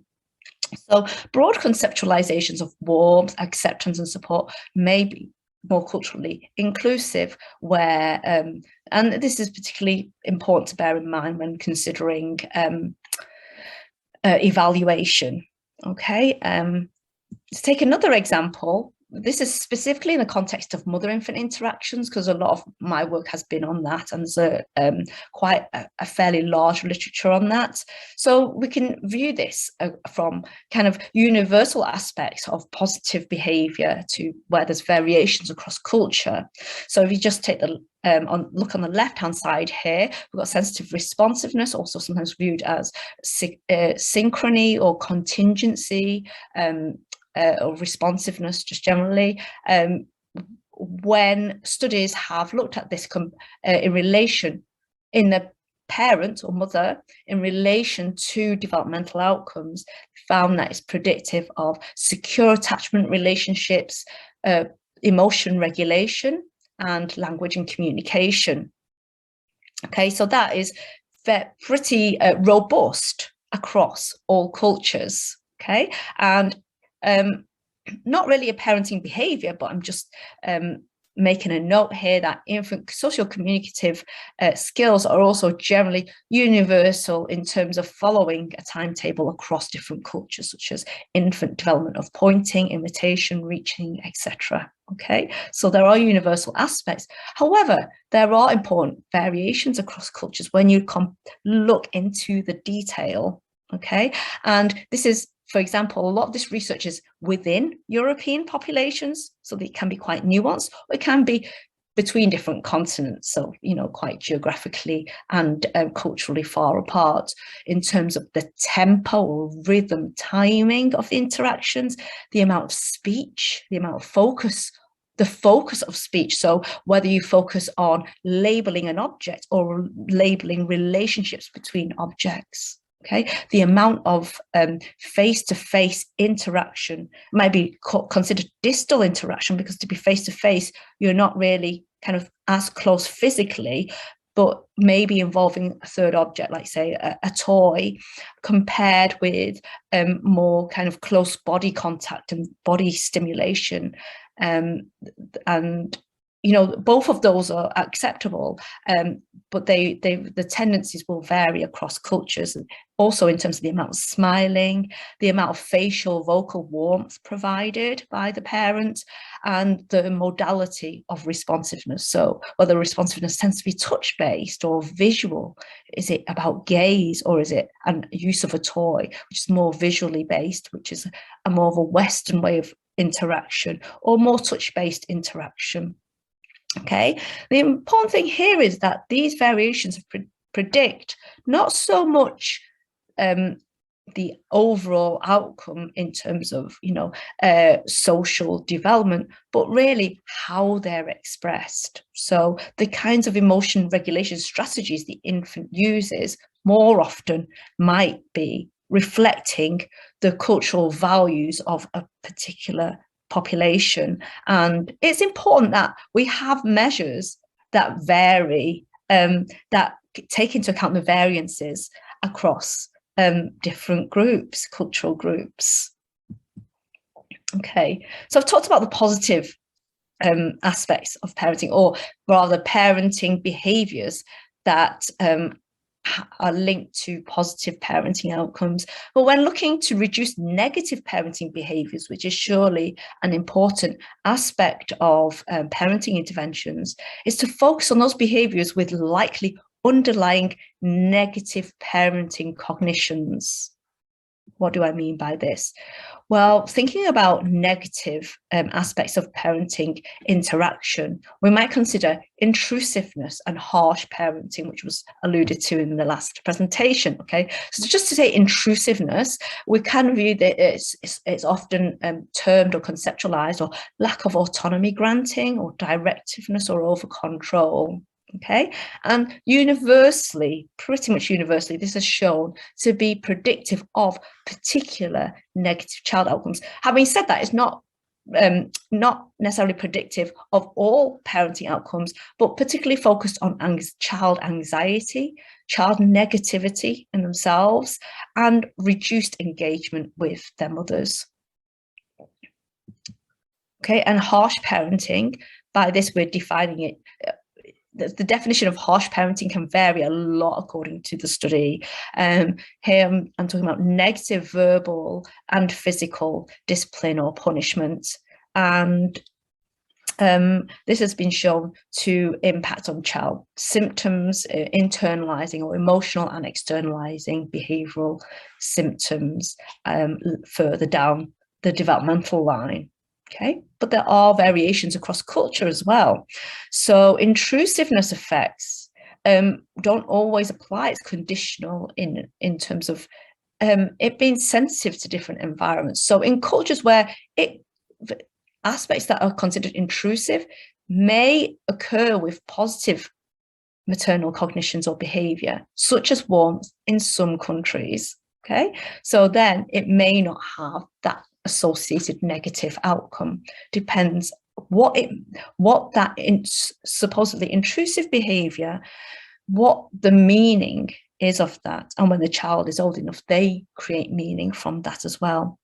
Also, in children with developmental delay or neurodevelopmental disorders, it may always, sorry, it's not very clear on my slide, but what I mean here is that intrusiveness has a particularly large impact, even in countries where generally it's not seen as being as negative in terms of the impact. In children with developmental delay or neurodevelopmental disorders, it always is. Okay. Also, mild intrusiveness may be more acceptable in collectivist cultures, especially in the context of teaching or coaching. So it really depends on what the intrusiveness is about. Is it about more of a kind of a teaching intention? Okay, intrusiveness is something that is really focused on in the developmental psychology literature as being negative for development, but maybe more negative in cultures that promote autonomy in the infant from an early age, psychological autonomy, and this may be less so in collectivist cultures. Okay, in studies, I'm not going to say that harsh parenting doesn't have negative effects in particular cultures, because there is generally a strong literature showing that universally physical punishment leads to poor psychological outcomes for the child. But in countries where harsh parenting is more accepted, the effects, there is a general literature that indicates that may be a less strongly negative effect, sorry. Okay, so to take one example of what may be seen as negative parenting, authoritarian parenting, in that red box, I see I've kind of defined it in terms of one way to operationalize it, which Rudy and Grusek used, which is use of strict rules, close monitoring of the child, and using psychological control by inducing anxiety, such as saying, well, if you do this, then this bad thing will happen to you. Okay, so authoritarian parenting style is utilized more by parents from collectivist cultures. In this study, it was defined as taking 4 groups: Egyptian, Iranian, Pakistan, and Indian. But unlike for the Western European parents, it was not associated with maladaptive parenting cognitions. Okay, so those maladaptive parenting cognitions were operationalized as negative attributions around the child's behavior and mental state, and in particular for misbehavior. So how do they explain that? Well, there could be in the context of collectivist cultures, authoritarian parenting may be viewed as very adaptive, because there are cultural values of deference to authority, conformity, and inhibiting expression of own wants to those of the social unit, and the social unit may be parent and infant, or it may be the whole family, or it may be the community. Okay, whereas in individualist cultures, just to take this broad, I know it's a bit of a false dichotomy or oversimplification, but if we take this simplification anyway, because that's how it's often defined, authoritarian parenting may be motivated more by negative feelings towards the child, perhaps driven by limited resources such as stress, limited emotional resources, or driven by own needs, own psychological needs. 2 more minutes. Okay, great. So this looks quite complex, but just to explain it very simply, we've got this dashed line. Above that, this is about parenting behavior. This is a theoretical model developed by Davidoff in a recent paper. Underneath that is about the meaning of the behavior, and at the bottom here we've got cultural values and norms, including the laws of a particular country. And before a parenting behavior, you can see that parents' interpretation, expectations and goals influenced by their cultural values impact on those goals and what they view as possible response options. And during the behavior, there is the associated emotion and associated behaviors that link with that particular parenting behavior. Then after the behavior, when the child is old enough, it's about the child's interpretation as well, their emotions and cognitions reflecting the meaning of the behavior that is moderated by cultural values as well, that impact on the child's adjustment. Okay, so this is my final slide. So how does this, what are the implications for intervention delivery? Well, a culturally sensitive approach considers the socialization goals of a given culture and the parenting cognitions underlying the parenting behavior. Okay, so just one additional thought is around working with migrant families in Western cultures may require additional addressing of their cultural values and beliefs, cultural relevance, and also their experiences to ensure that and also considering the match with the cultural context that they're in now and what the meaning is taken from particular behaviors. Sorry, I thought someone was saying something. Just to the second point, research from interdependent cultures is much needed to understand the relevant or level of relevance of positive parenting behaviours, optimal for development in those environments. Okay, and whether we need to adapt evaluation measures accordingly is something that is, I feel, of scientific value to explore. And in intervention delivery, I'm sure many of you have thought of this already because, you know, all your work is on intervention in different cultural contexts, consideration of the focus of the intervention and the context of the intervention, you know, whether it's culturally normative to have play involved in the intervention, you know, where are the interactive opportunities there. And so you can see here, I'm very much focused on interaction and behavior more than on the attitudes, but I think that's also important. And also the approach to giving the intervention, to delivering the intervention. Do we take a more responsive, non-directive approach, or is it more culturally normative to have a more directive approach so that the meaning is very clear to the person who receives the intervention? Or, you know, a non-directive approach is more around observation, around reflecting discussions that reflect on the interaction, and some parents learn very well in that way. Okay, thank you. Well, thank you very much for a very informative presentation, Dr. Wan. And this is the last presentation for today. Tomorrow, we will begin again at the same time. Thank you to each of the presenters today, and thank you for attending today for each of the participants. I'll just ask Professor Hussain whether he wants to, do you have any closing comments, Nusrat? It's just thank you very much. Brilliant presentations today. I wanted to talk about and bring up Ukraine today, but I think we'll pick it up tomorrow. The message which I am getting is the task is huge. there's obvious call for action, but at the same time, we can see from the work which Naseem and her group is doing that potentially scaling up these interventions is very much possible. So thank you very much. Back to you, Andrew. Okay, thank you.